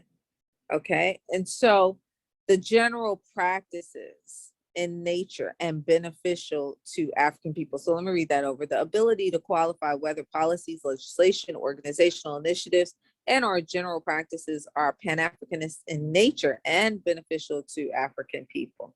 So, once again, I mentioned last week, we're not recreating the mold, right? We are coming in the tradition. We're on a continuum. We are continuing some work that had already been initiated in the past, right? So 4, the ability to identify imperialism, colonialism, and neo-colonialism as oppressive and exploitative systems as they have manifested throughout the African world and its diaspora. So that being said, 1, I think you all know what colonialism is. Colonialism is the invasion of European forces onto the African continent and to much of the world, imposing their culture, robbing the people of their labor or exploiting their labor, robbing the people of their resources, and essentially destabilizing the nation so that it can be an extraction site for the Western or European colonizer, right? Imperialism really is just basically colonialism leaving its, or capitalism leaving its borders, okay? So capitalism, I'm sure people have varying ideas of what they think capitalism is, but at the core of what we know as capitalism is without a doubt exploitation, okay? Some people buy into the view that capitalism is free market competition. It's not, it's more than that, okay? It's not simply that. The form of capitalism that you and I have experienced has been one that really at the core of it is really about profits over humans, okay? Money over flesh, profit at all costs, and sometimes super profits. That's what slavery was. That's what colonialism was in Africa, okay? And you can call colonialism easily imperialism. Neo-colonialism, though, is a little more complicated. It is colonialism, but it's colonialism in blackface, right? And we get to talk a little bit about that. I am at some point going to get into the conversation about next session about Patrice Lumumba we're going to end in that session, and you'll have another film during the course of this week that I'm going to share with you. It's called Cuba and African Odyssey. And it shows how, you know, some of you may be in this part of the world, but it shows how neo-colonialism takes hold in the Congo specifically, right? After the defeat of the Belgians, right? And there is a transfer of power. The new Prime Minister, Patrice Lumumba, would become the first Prime Minister. I said that twice. He would lead the nation. He would call for a unified Congo. And he would ultimately be overthrown because the unification of the Congo and the possibility that the Congo would sell its resources to the Eastern Bloc, the Russians, the Soviets during the Cold War, would have destroyed the United States' plans in terms of military expansion and armament. So they were not going to allow that to happen. What happened with the Congo instead was that the Congo went from Belgian colonialism to international colonialism with a host of European nations, including the United States. Make no mistake about it, United States is a European and Western nation. Instead, so in other words, it went from Belgian colonialism to international colonialism, where the United States and other Western nations had their hands in the Congo. So just imagine a picture of one white hand in the heart of Africa, right? Reaching in and grabbing what it can. Now picture multiple white hands reaching in to the heart of Africa and taking what it can, robbing it, exploiting it, okay? That's what happened with the Congo. And the custodian of that would be a neo-colonial figure named Mobutu Sese Seko, right?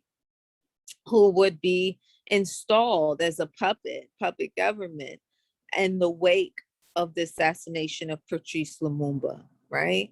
So when we talk about neo-colonialism is simply the colonialism in Black.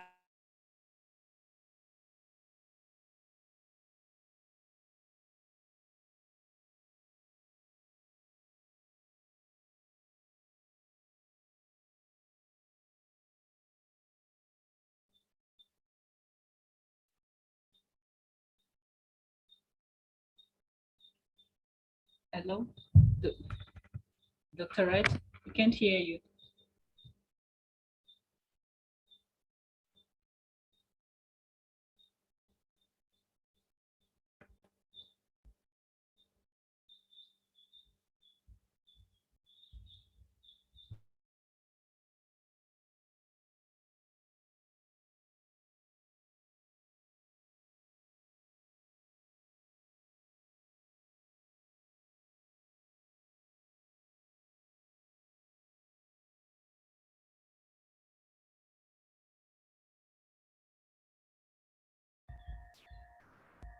Yes, sorry about that.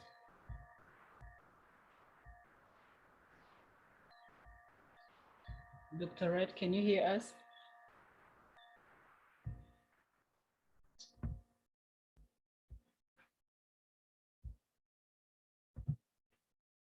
Recording in progress.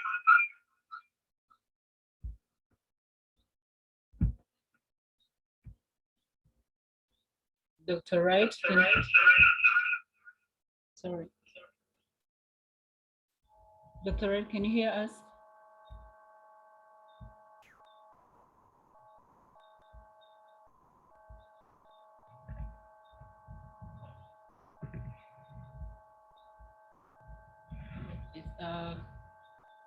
Let's wait for 5 minutes. I'm going to call her to know what's happening.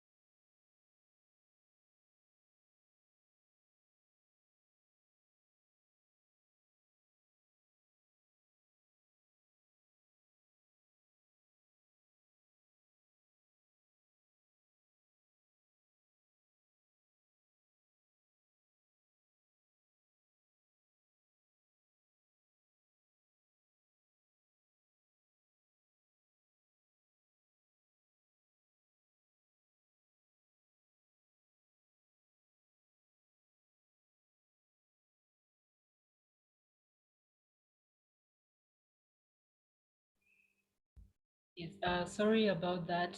She was having an issue with the internet, but she's coming back.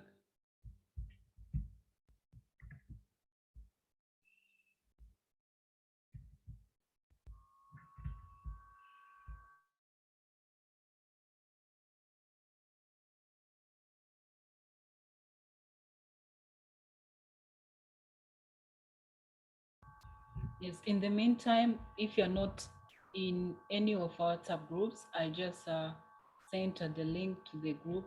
You can just click on the link, then you'll be in our WhatsApp groups. Thank you.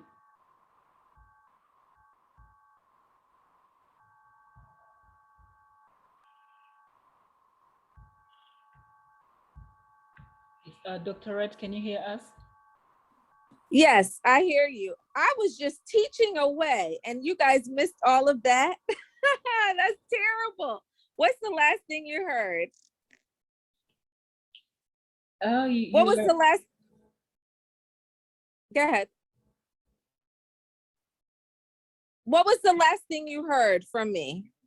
Oh, you were talking about neo-colonialism. Oh, okay. So you didn't miss that much. All right.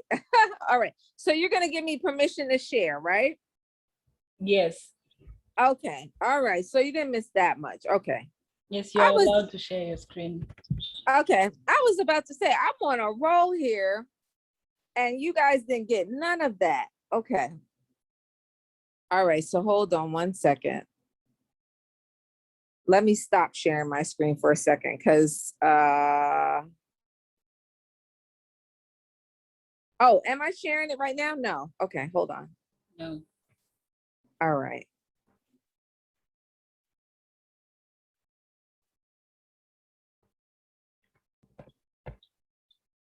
All right, so you guys didn't miss that much, but I'm gonna, let me get back to the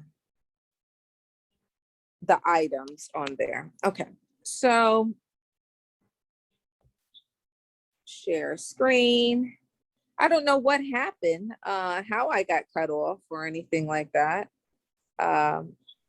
But anyway, thank you, Yvonne, for getting me on track there, because I did not know we lost connection. Okay, so yes, neo-colonialism. So listen, we see neo-colonialism all over the world, right? So it's just basically colonialism and blackface, right?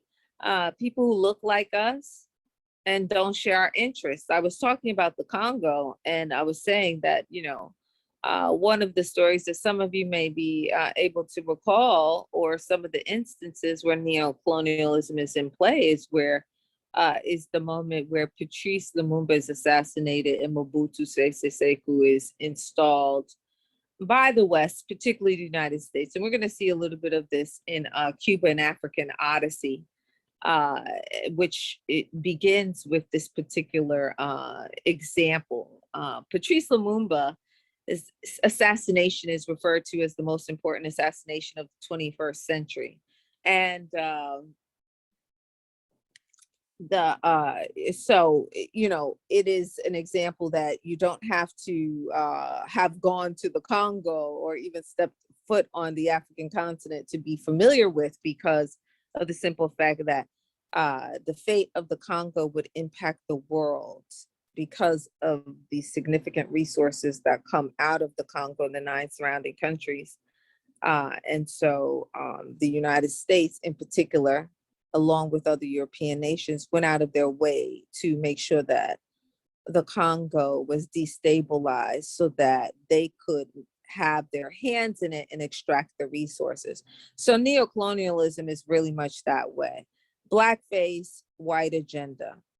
And how do we assess that? We qualify. Who benefits? As we know, if we looked at some place like the Congo, we know that the Congo overwhelmingly does not benefit from the resources that come out of it. However, the rest of the world, the Western nations, European nations, including the United States, and I mentioned before, the United States without a doubt should be considered and is a European nation, or a white nation. But that being said, they have been able to expand militarily because of the resources that come out of the heart of Africa, Congo in particular. So, you know, blackface, white agenda in the United States. I mean, we can say, I know some people may get offended by this, but it just is what it is. Obama was a perfect example of a neo-colonial leadership in terms of Black people in the United States and the Western Hemisphere. He had no agenda for Black people. He had no desire to cover Black people, protect Black people, legislate for Black people. Although he has a, what we would consider a Black face, a melanated face, and his father from one of the most important territories in Africa, right? Kenya. But he absolutely, when he goes to Kenya, what does he tell Kenya? Oh, you need to stop your homophobia. And I was so proud of my Kenyan brothers and sisters who responded to him. And you need to stop killing our Black brothers and sisters on the streets, on site. So thank you for that. That's Pan-Africanist. Speaking truth to power too, about the reality and showing solidarity, but we want to also make it concrete. So it was a brilliant thing in the sense that, their response to him. But certainly Obama was a white agenda in blackface. And we have this all over the world, okay, on the continent, but on the continent in particular, we know that there was a specific age of neo-colonialism, right? Where African leadership, right after this independence period, you have leadership emerging, but then there becomes struggles around what leadership will lead, you understand? And then also the reality that some of the leadership that would emerge after independence would continue to be in the bed with the West, meaning exploiting the resources, allowing European nations to exploit the resources, and not to the benefit of African people. So, that's my spiel on neo-colonialism, right? And so white policies, racism, colonialism, and blackface, right? The means and methods through which African and Black people have organized, fought, resisted, and liberated themselves and nations from imperialism, colonialism, and the ways in which neocolonialism is currently being resisted. So we'll talk about that a little bit more, but one of them, listen, you can include yourselves in this. The means and methods. This is a method. We're resisting those very things right now with this attempt. And I'm not going to say attempt, with the work that you do every day around protecting Black people and African people from xenophobia and racism. Okay? Because, the other part of xenophobia is that very often that's us, right? It's like neo-colonialism, right? We can have people who are well melanated like us who oppress and exploit us based on national identity, okay? And that does not serve us in our interest either, right? So then, number 6, the role of Pan-Africanism as a primary strategy and tactic in the effort to eliminate racism and xenophobia. So I already explained Pan-Africanism, but really it is the action, right? So actionable, not just in rhetoric. 7, the ability to differentiate multiple perspectives through an analysis of different case studies built on measured evidence-based arguments and research. So we're going to look at 2 cases today and allow us to look at the particulars and assess. I'm going to, in both cases, skip to the conclusions, as you should have already read them. One was long, the other one is super short, the African exclusion measure. So you probably got through that one quick, but you'll see what it should have produced and what it produced. Now, One case is, well, you know, listen, I'm very honest about the reality and the, when it comes to assessing things for us, we have to be brutally honest. Okay. And so in being brutally honest, you will see me dissect the Liberian crisis case and ultimately, you know, talk about what was to the benefit of us as African people, in this case in Liberia, and what wasn't. And it was a perfect example of sort of not a xenophobia, but a nationalism almost, which I guess could be xenophobic. You have African people from the United States who had survived slavery, who are expatriated to Liberia, and institutionalized very Western and xenophobic, I guess you could say, policies, in the sense that, or turning that inward, meaning that Black people go to Liberia and marginalize other Black people who have been indigenous to that part of the world and never displaced. I level great criticism of this because it likens to xenophobia and is deeply problematic. So we're not out to just address when people who don't look like us harm us. We have to be strong enough, and that's why I'm very happy that this organization even addresses xenophobia.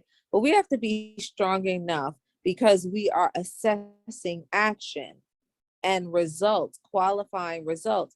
We have to be brave and intelligent enough to identify when we are carrying out the agenda of another group of people in terms of exploiting, oppressing, engaging in violence, dominating our own or people who look like us, okay?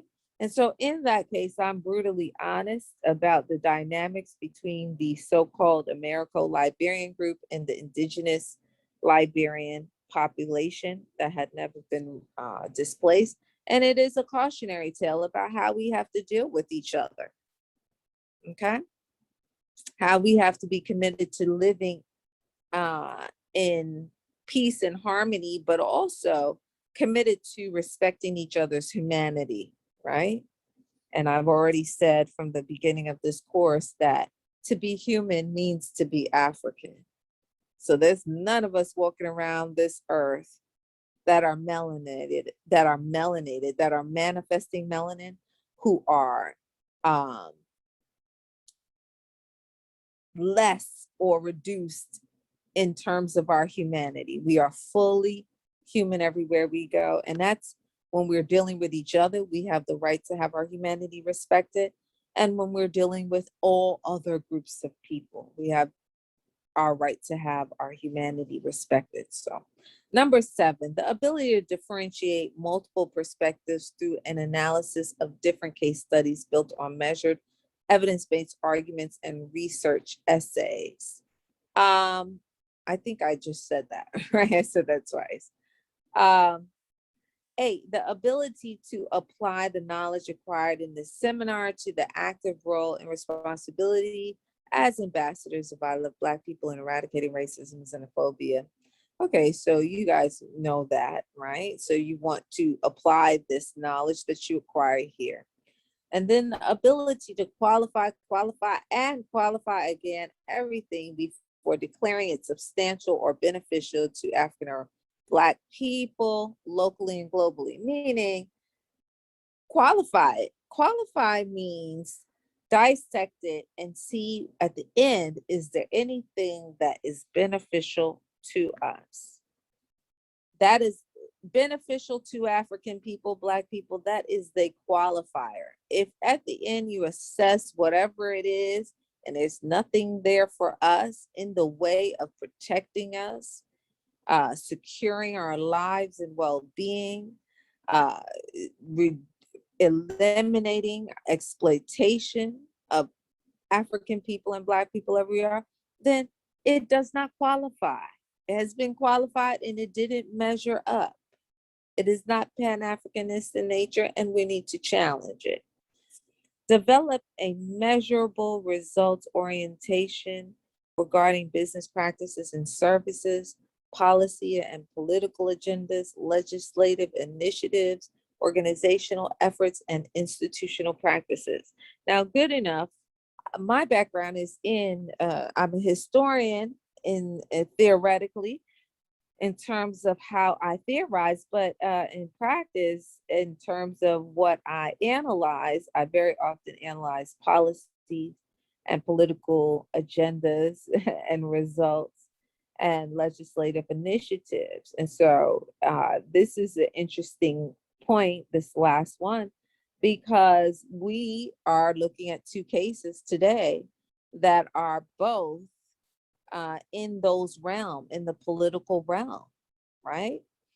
And ultimately, we want to see what the measurable results, because see, there could be a lot of activity in a case, in a situation, in the goings on, and then there's nothing for us, right? So there's movement, but ultimately produces nothing for us. Let me give you a perfect example.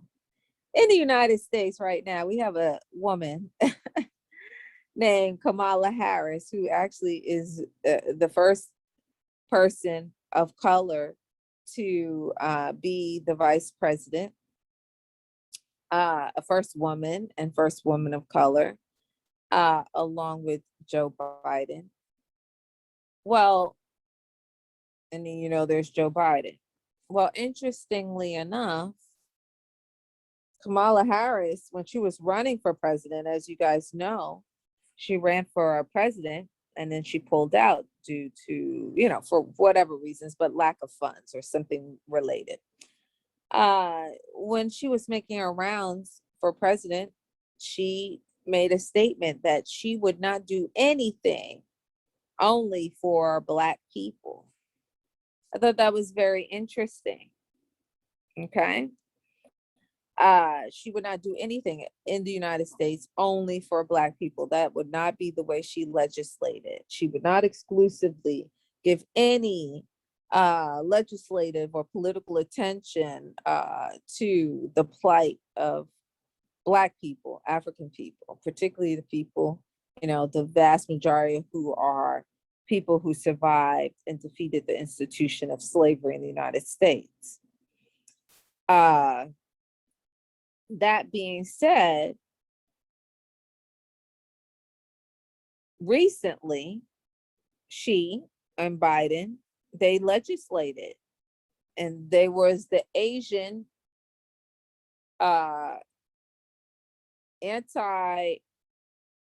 I believe it's, so I don't quote me because I should look it up in a second.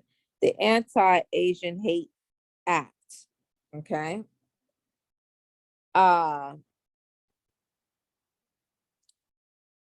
That was, I think it's self-explanatory that that is for a select group.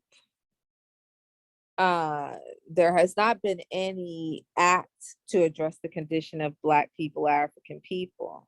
So this is a perfect example, right? If someone says, if she were to come and say she was Pan-Africanist, or she was on a Black or African agenda, one would automatically be able to rebut that, because when given the opportunity, even with a year like we have had in the past year, right?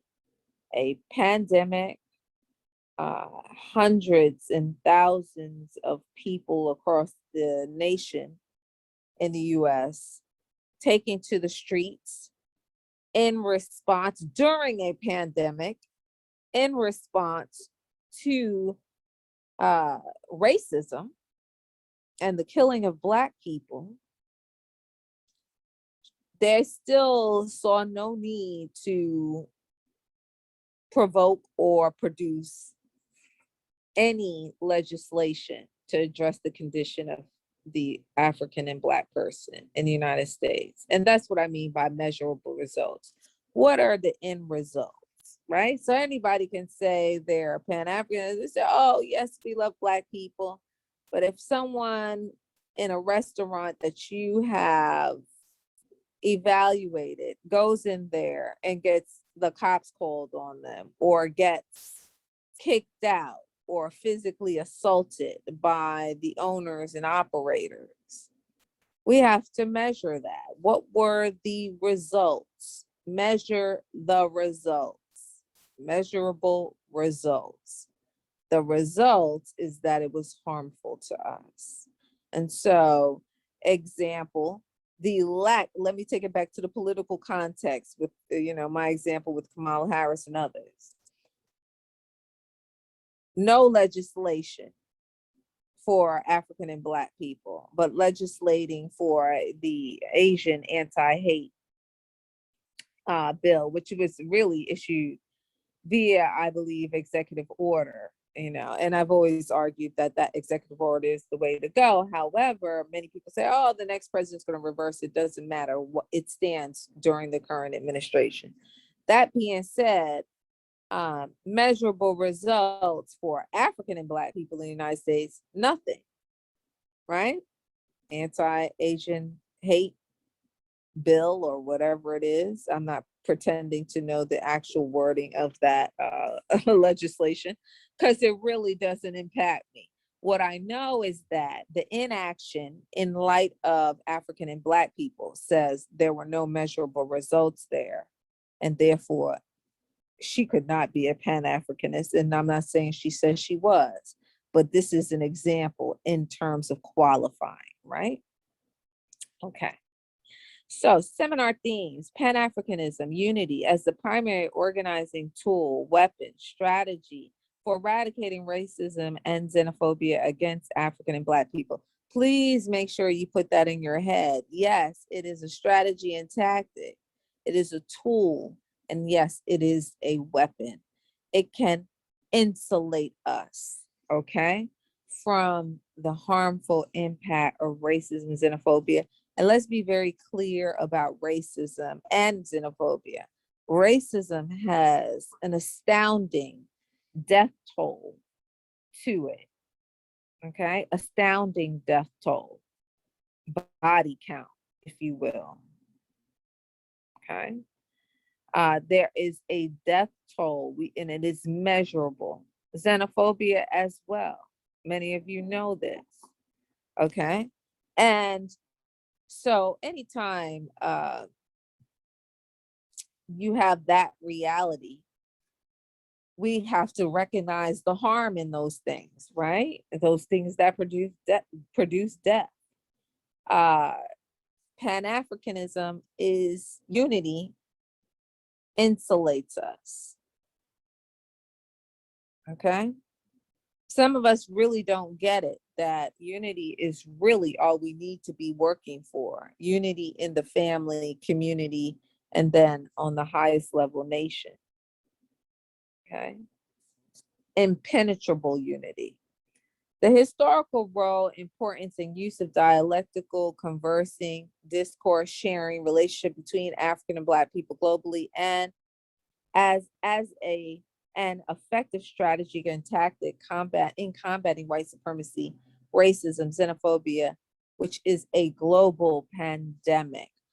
Let me just say this. Once again, racism and xenophobia are deadly.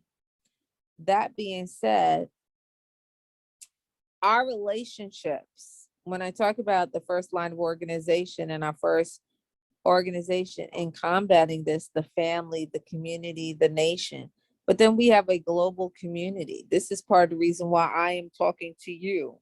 This is part of on many of you who are on the African continent, but some of you who are in the diaspora as well, right? We are having a dialogue. And I'm gonna stop in a minute and show you the other resources for this session, but I don't want to run out of time. And you're going to ask questions, if you will, about this or anything else related to it. So our relationship, this dialectical relationship, what does that mean? Dialectic, it means dialogue. And dialectical means it goes back and forth. This dialogue goes back and forth. We have been in dialogue with each other between the diaspora and the African continent for eons. That's another way to say a long time. Okay. We have been in this dialogue for a very long time about our plight, our reality of the conditions on the ground, our challenges, our victories. Okay. Our proponents, our people who are moving around the globe in an effort on the mission of protecting us and struggling against this global pandemic called racism. Okay. Synthesizing. So what I want to impress on you just before I move to the next island, what I want to impress on you is the fact that once again, like I said, we are in a continuous struggle. We are in the tradition. We are continuing the tradition of others like, Du Bois, but also Nkrumah and Marcus Garvey and so many others that I'm going to talk to you about really next session, because I'll get into the individual proponents and the organizational models. But this instance is also on a continuum, meaning this dialectical relationship, as well as the tradition of struggle against racism and xenophobia, is a tradition that has been long employed, and it is on a continuum. Last week, you saw when I was talking about the first Pan-African conference, what's happening? Henry Sylvester William from Trinidad goes to London, initiates what? The African Association, not the Caribbean Association, not the Black American Association, what? The African Association, even though he had not yet put his foot on the African continent, but he was clear that he was an African scattered abroad. He goes to London and he does what? He begins to write African people, Black people in the United States, say, hey, we're going to initiate this conference where we all come together and address, right? So he's dialoguing. He's from Trinidad. He goes to London. He's dialoguing with someone in the United States about a conference that's for all African people, Black people. And yes, the word African, not only in the African Association's name, but in the conference name, right? The Pan-African Conference. So we have always been dialoguing, coalescing around each other for the purpose of eradicating oppression and exploitation. Okay? Always. The dialectical relationship has been a characteristic of our struggle. So 3, synthesizing. These are some of the themes that you should come away with. Synthesize the application of Pan-Africanist thought, speech, and action in everyday scenarios and challenges. Last week, we started off with a quote by Booker T. Washington about the bond and the ties that connect the African person on the continent to the African person in the United States, in the Caribbean, and South America, basically drawing us into closer relations with each other.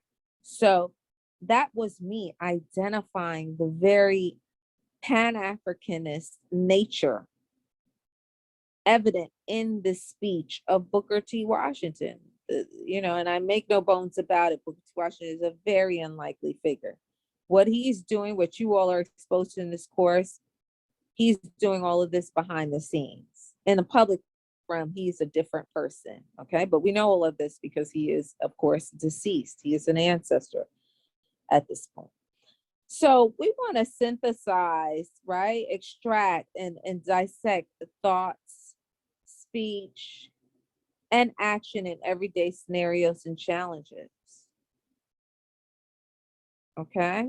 We want to identify the Pan-African. So when you think Pan-African, you think come together to protect instantly. That's what you should think.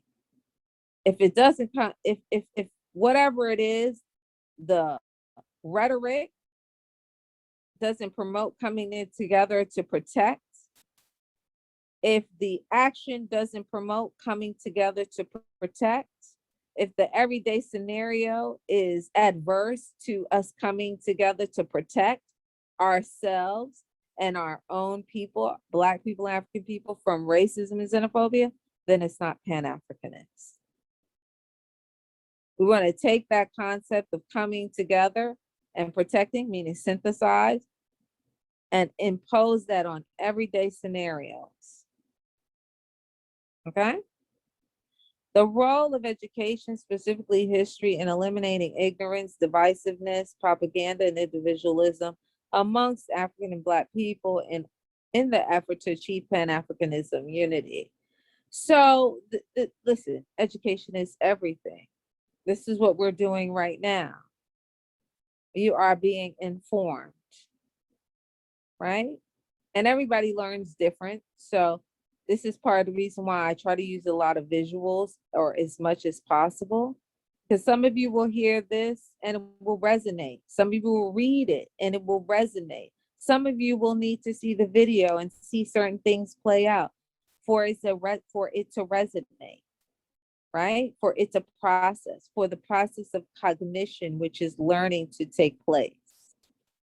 Okay? So we respect here at I Love Black People that everyone learns differently, right? And so I, as one of the facilitators, educators in this context, try as much as possible to give you visuals and give you video footage so that you can go back and evaluate, because everybody does not learn from simply reading.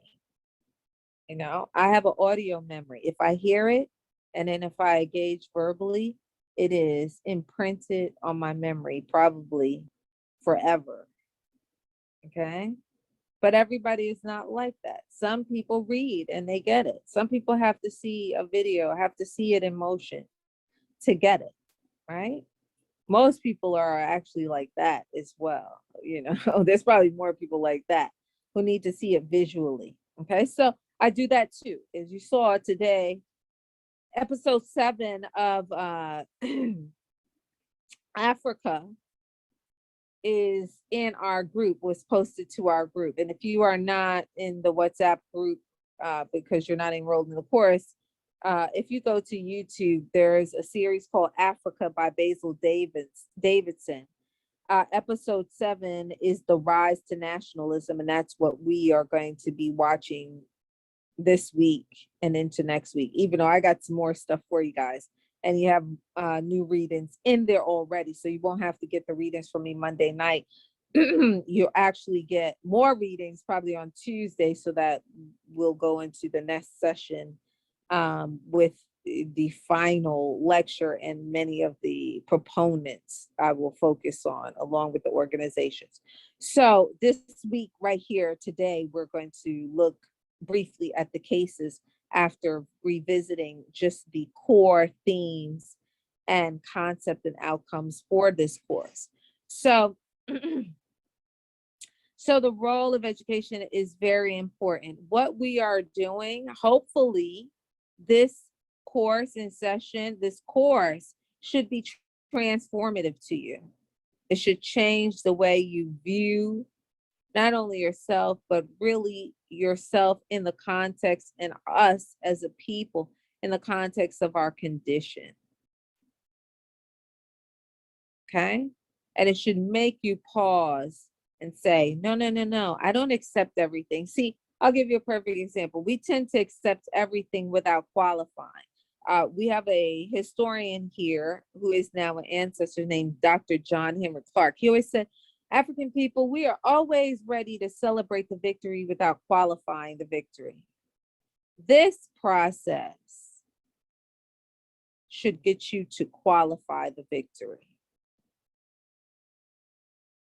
And this is part of the reason why we get bamboozled all over the world where we are. You just put a neo-colonial figure in front of us, right? Somebody who looks like us. We're so happy for the symbol. We want him.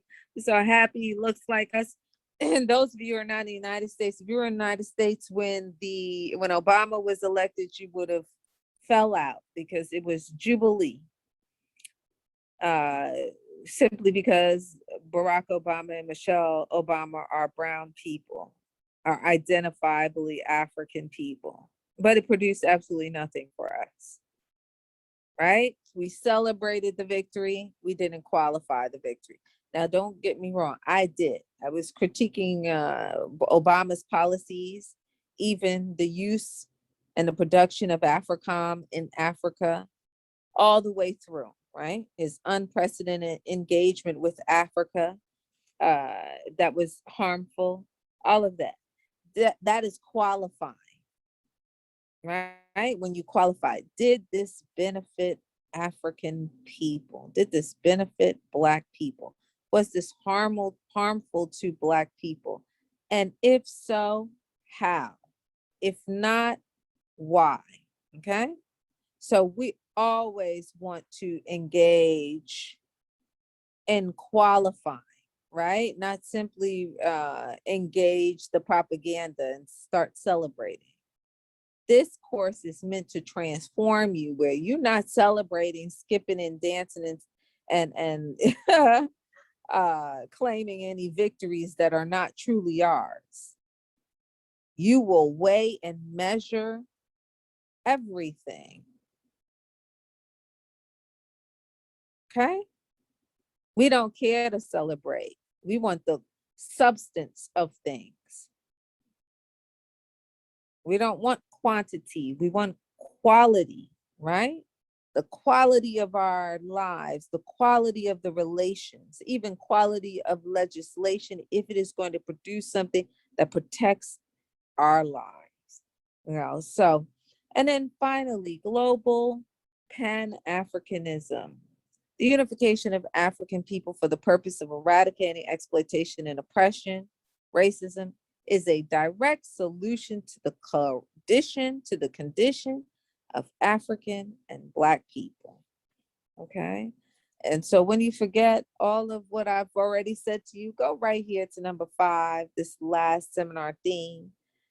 We want the unification of African people for the purpose of eradicating exploitation and oppression.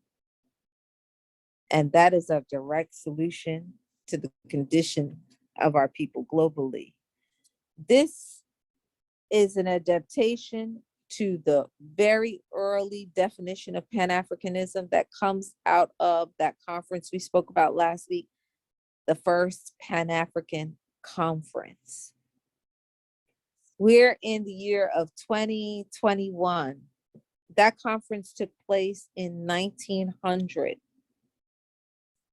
That definition right here, loosely adapted, has been in existence for 121 years thus far. And we're gonna keep it going until it becomes outmoded. Why? Hopefully the reason for outmoding it will be because we don't need it anymore, right? So the point is that it still stands. We are still in the continuous struggle. And when you forget all that I said, go right here to number 5. Our purpose is unification. We do this for the purpose of unity. What does unity do for us? Unity protects us. We unify to protect ourselves ultimately, okay? And so let me just say, this was the schedule. However, this schedule is, you know, I'm a little bit off the beaten path at this moment. Okay, so forgive me because I digress. I actually changed some of these things around and it's not reflected in here, but no problem. You won't be lost. I will not even get back to it, but essentially you will get all that you need from this. And this is what you read last week, okay? Booker T. Washington in Africa, okay? The Liberian crisis and the African exclusion measure. So we're going to discuss that. This week, I'm going to give you this, right? W.E.B. Du Bois, Marcus Garvey, along with what I've already given you, the 2 evidentiary cases. And as we wrap up next week, we're going to have Nkrumah and so many others, right? Haile Selassie, Milka Cabral, several others added to this. But the film is prepping you for that, okay? Because ultimately, this journey of Pan-Africanism ends, or not even ends, but meets its climax on the African continent. And yes, what undergirds all of what I'm teaching you is the fact that Africa is ultimately primary. Okay. All of these other places are locales and lands of our oppression. They are not our seat of liberation. So let me just do one more thing, because I see that I'm slightly over. I'm going to see if I can just give you briefly. Okay, so let me briefly show you what you're going to look at in the group. So you're going to watch this film this week, right? And now let me just say this. So can everybody see this screen still, Yvonne? Yes, we can see it. Okay, perfect. So you see this here. It's already in the WhatsApp group, Africa, episode 7, The Rise of Nationalism. Okay, so let me just be very clear. I will show, just like the Journey of Man, a Genetic Odyssey, we're not going to fixate on the white guys at all. We don't care. We are utilizing them, right? But so we utilize Basil Davison here in this series called Africa, episode 7, The Rise of Nationalism. If you're interested in any of this, all the episodes are actually on YouTube, but I'm utilizing 7 to talk about how African nationalism rises and on the continent of Africa, and the leadership that comes out of that, ultimately declares, it's not about Ghana. It's not only about Guinea-Bissau. It's not only about Cote d'Ivoire. It's not only about Kenya or Zimbabwe or what was Rhodesia. It's not only about South Africa. It's about the entire continent and coming together. So think about this. We're talking about Pan-Africanism, unity for the purpose of eradicating oppression, to protect us and our bodies, our well-being. Now let's transfer that concept to the African continent that certainly is raped, certainly is exploited, certainly is oppressed. Not talking about its people, that too, but talking about the continent, the land itself. How do we come to protect that? We come to protect that with continental unity. The continent of Africa unifies to protect it from external and exploitative forces, right? So we have the micro level where we are working, and I love Black people, to come together, do the work to protect individual Black people, and hopefully a lot of Black people, from racism and xenophobia.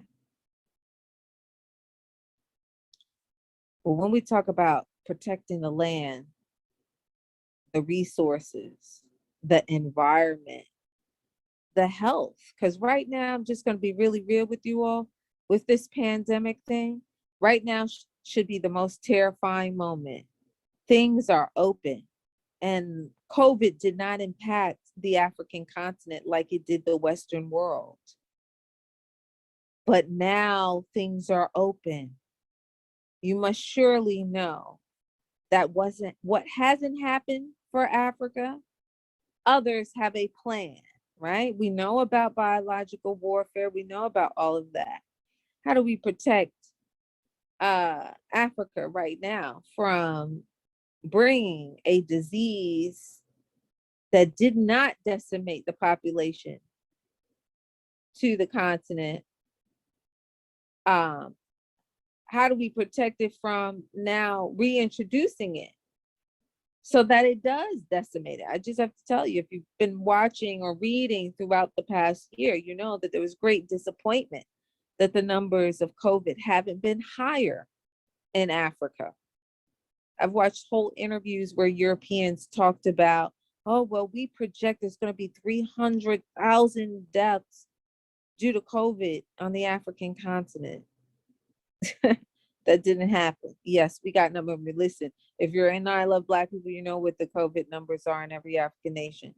Any losses are a hardship to us. But make no mistake about it, COVID did not decimate us, okay? In the way that it supposedly decimated Western nations, including the United States, and of course, many nations in Europe, right?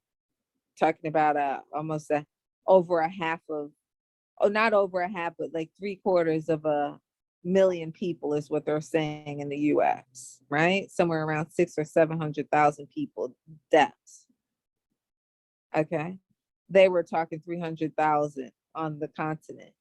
You must know that for us, Pan-Africanism also means protecting us from the ill intent of Western nations, right? So I'm terrified at this. Well, I won't say I'm terrified, but I'm cautious. I'm on the lookout.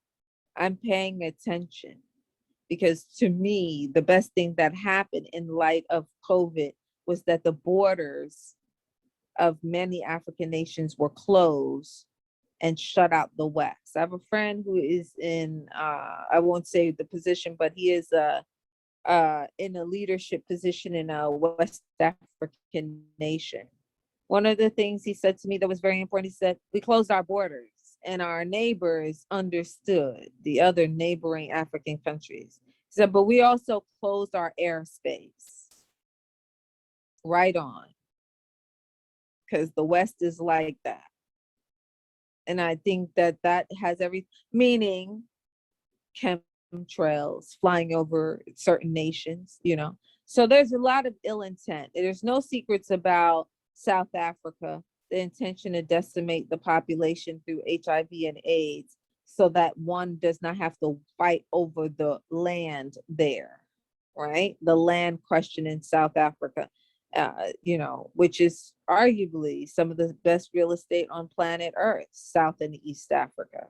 So my point of saying all of this is to say that Pan-Africanism, as it gets to the African continent, it's not just about protecting the people, but it's about protecting the continent itself. Okay? Because certainly Western culture and people have raped every continent that they have visited and settled upon. So, you know, that being said, this episode of Africa with Basil Davison, it gives you some background to all the African nationalist leadership that emerges. Many who would go on to assert that there should be a need, there should be a desire and a movement towards continental unity, and namely, of course, top of the list in terms of that sentiment, Osagyefo Kwame Nkrumah. Okay, and we will be talking about him and many others next week. So, you know, you can play it. That's it right there, and watch it. It's very important. Because it addresses the Congo, it addresses East and West Africa, it addresses so many of African leadership. Renew and refresh the home you love with the help of Certapro painters, painting inside. Nkrumah right here, talking about precisely this. Hold on, some of our greatest Pan-Africanists on the continent. Africanists united.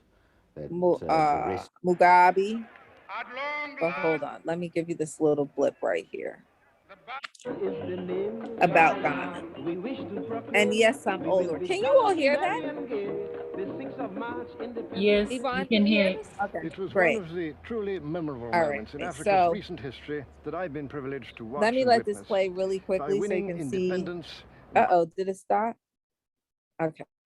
Nkrumah fired the imagination and raised the hopes of black people everywhere, not only in the Gold Coast or Ghana as it now became, but throughout the Black Continent and even across the seas. They believed that Ghana's independence was going to be good news for them as well. And Nkrumah, for his part, was determined to prove them right.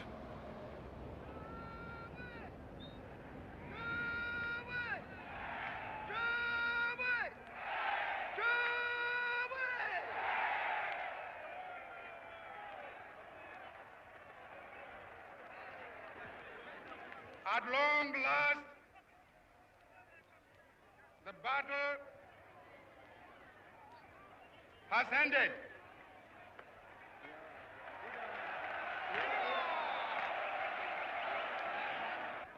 Your beloved country is free forever.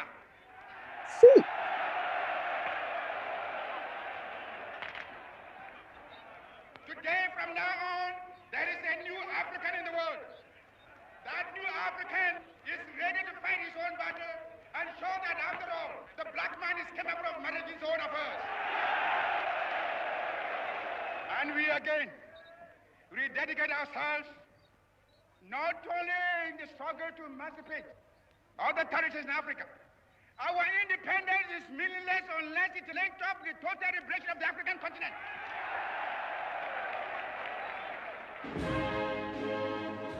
Nkrumah lost So- no time in proving that he meant just what he So said. you heard that. Nkrumah is talking about the total independence of the African continent, not simply just Ghana, you know, it's inconsequential, not just Ghana, but the entire African continent, so that we can insulate ourselves, but also so that the continent of Africa and its people could once again be self-determining. Okay. So that is something that you'll watch that is also already in the group. And I guess I'm a forfeit because I want to stop here. I'm going to say a couple of words about the Liberian crisis and the African exclusion measure. I don't know if people thoroughly got to read them, but I'm going to stop here. And then just, you know, any questions, comments, or whatever. I do want to do the Prezi presentation, but you know what I'm going to do? I'm going to skip that for now, and I'll come back to that next week.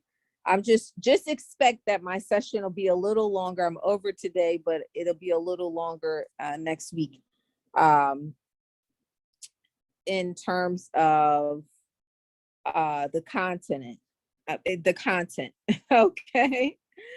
So I'm gonna stop, you know.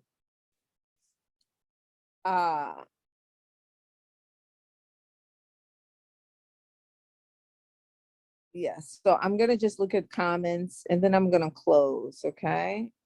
But I hope that you just going over those qualifiers, because I think when I put the syllabus up, it didn't go up in one group, one in another group, you know, whatever. So I just want to reiterate, just put us right back on track as we come to the as we are at the third and come to the fourth and final week. You know, I'm bombarding you at the ends because, you know, you're actually getting twice as much. You got the readings for this week, you got this video and more readings. Let me just say this. For the Booker T. Washington Africa, you only, and I'll write this in each group, you only need to read what we read last week, chapter 2, chapter 4, which is attached to 3, and it's in the group. So it's going to say chapter 3, but if you keep scrolling, it goes to chapter 4. You can read chapter 3 just for your own information to understand what the Tuskegee model and Africa is all about. That's what that chapter is about. But really, 4 is the chapter that dissects our relationships at that moment in time between the African continent and the diaspora, right? So it's very much what I was talking about, the dialectical relationship. Chapter 4 of Booker T. Washington, Africa exhibits that, okay? Then you're going to take yourself to this film, okay? And begin to engage, you know, this narrative. I always like to give a visual and then of course the reading, right? To respect every type of learner that we have in here. And then what you're going to get bombarded with from like tonight on until the end are going to be pieces from various proponents of Pan-Africanism, from Du Bois to Nkrumah to Amilcar Cabral. And then our session will actually be about the organizational examples, okay? And then I'll, you know, kind of backtrack and give you, you know, a couple of other things. But you need to see not just the proponents, but the organizational bodies when individuals come together as organizations, because we understand that people organize of impact and affect change. It's seldom that individual people change things independently. Usually people, proponents, all of the proponents that we will study, proponents means individual persons who advance a certain ideology. All of them will have an organizational affiliation. Okay. And they will actually impact how Pan-Africanism develops in the world. Okay. All right, so I don't see any questions. Okay. I am part of it already. I don't know what that means. Okay. Mustafa, please, can I record the meeting for the benefit of my friends? I don't know, that's an administrator question. Yes, you can. Okay. Celebrating the victory, which isn't yours. Isn't your fantastic point. Yes, so I'll just comment on that. Yes, that was what I quoted from Dr. John Henry Clark. We are always ready to celebrate the victory without qualifying the victory. And that was Dr. John Henry Clark who said that, okay? And he was correct. We're always willing to celebrate the victory without qualifying. We need to qualify. Everything is not to our benefit just because somebody wrote the name Black on it or wrote the name African on it. You know, we get excited. Oh, that's for us. No, not really. Sometimes it's against us. Okay, but we need to qualify. Don't be afraid to qualify. I am going to get back to the Liberian crisis case. What I'll do is I'll put some notes in this WhatsApp group, our two groups, verbal notes on the Liberian crisis. Okay, where I actually critique what happens. And the African exclusion measure, where I actually critique what happens. Because the Liberian crisis case is a perfect example of we need to qualify the victory without celebrating victory. Liberia is saved in that instance, but we absolutely need to qualify the negative aspects of that case and the negative aspects that brought us to such a case, right? So the setting was that the Americo-Liberian population and the indigenous Liberian population were being threatened by the French, British, and German colonial forces on the ground in Africa, trying to seize Liberia because they were intolerant of an independent African nation. So the point of that in that case is that, yes, Liberia is saved, but there is a cost, and we need to be clear about that. This is what was to the benefit of Liberian African people, and this is what was not. Right? And there were some things that were not. And you know, listen, I know everywhere we are, I just did a lecture this past week.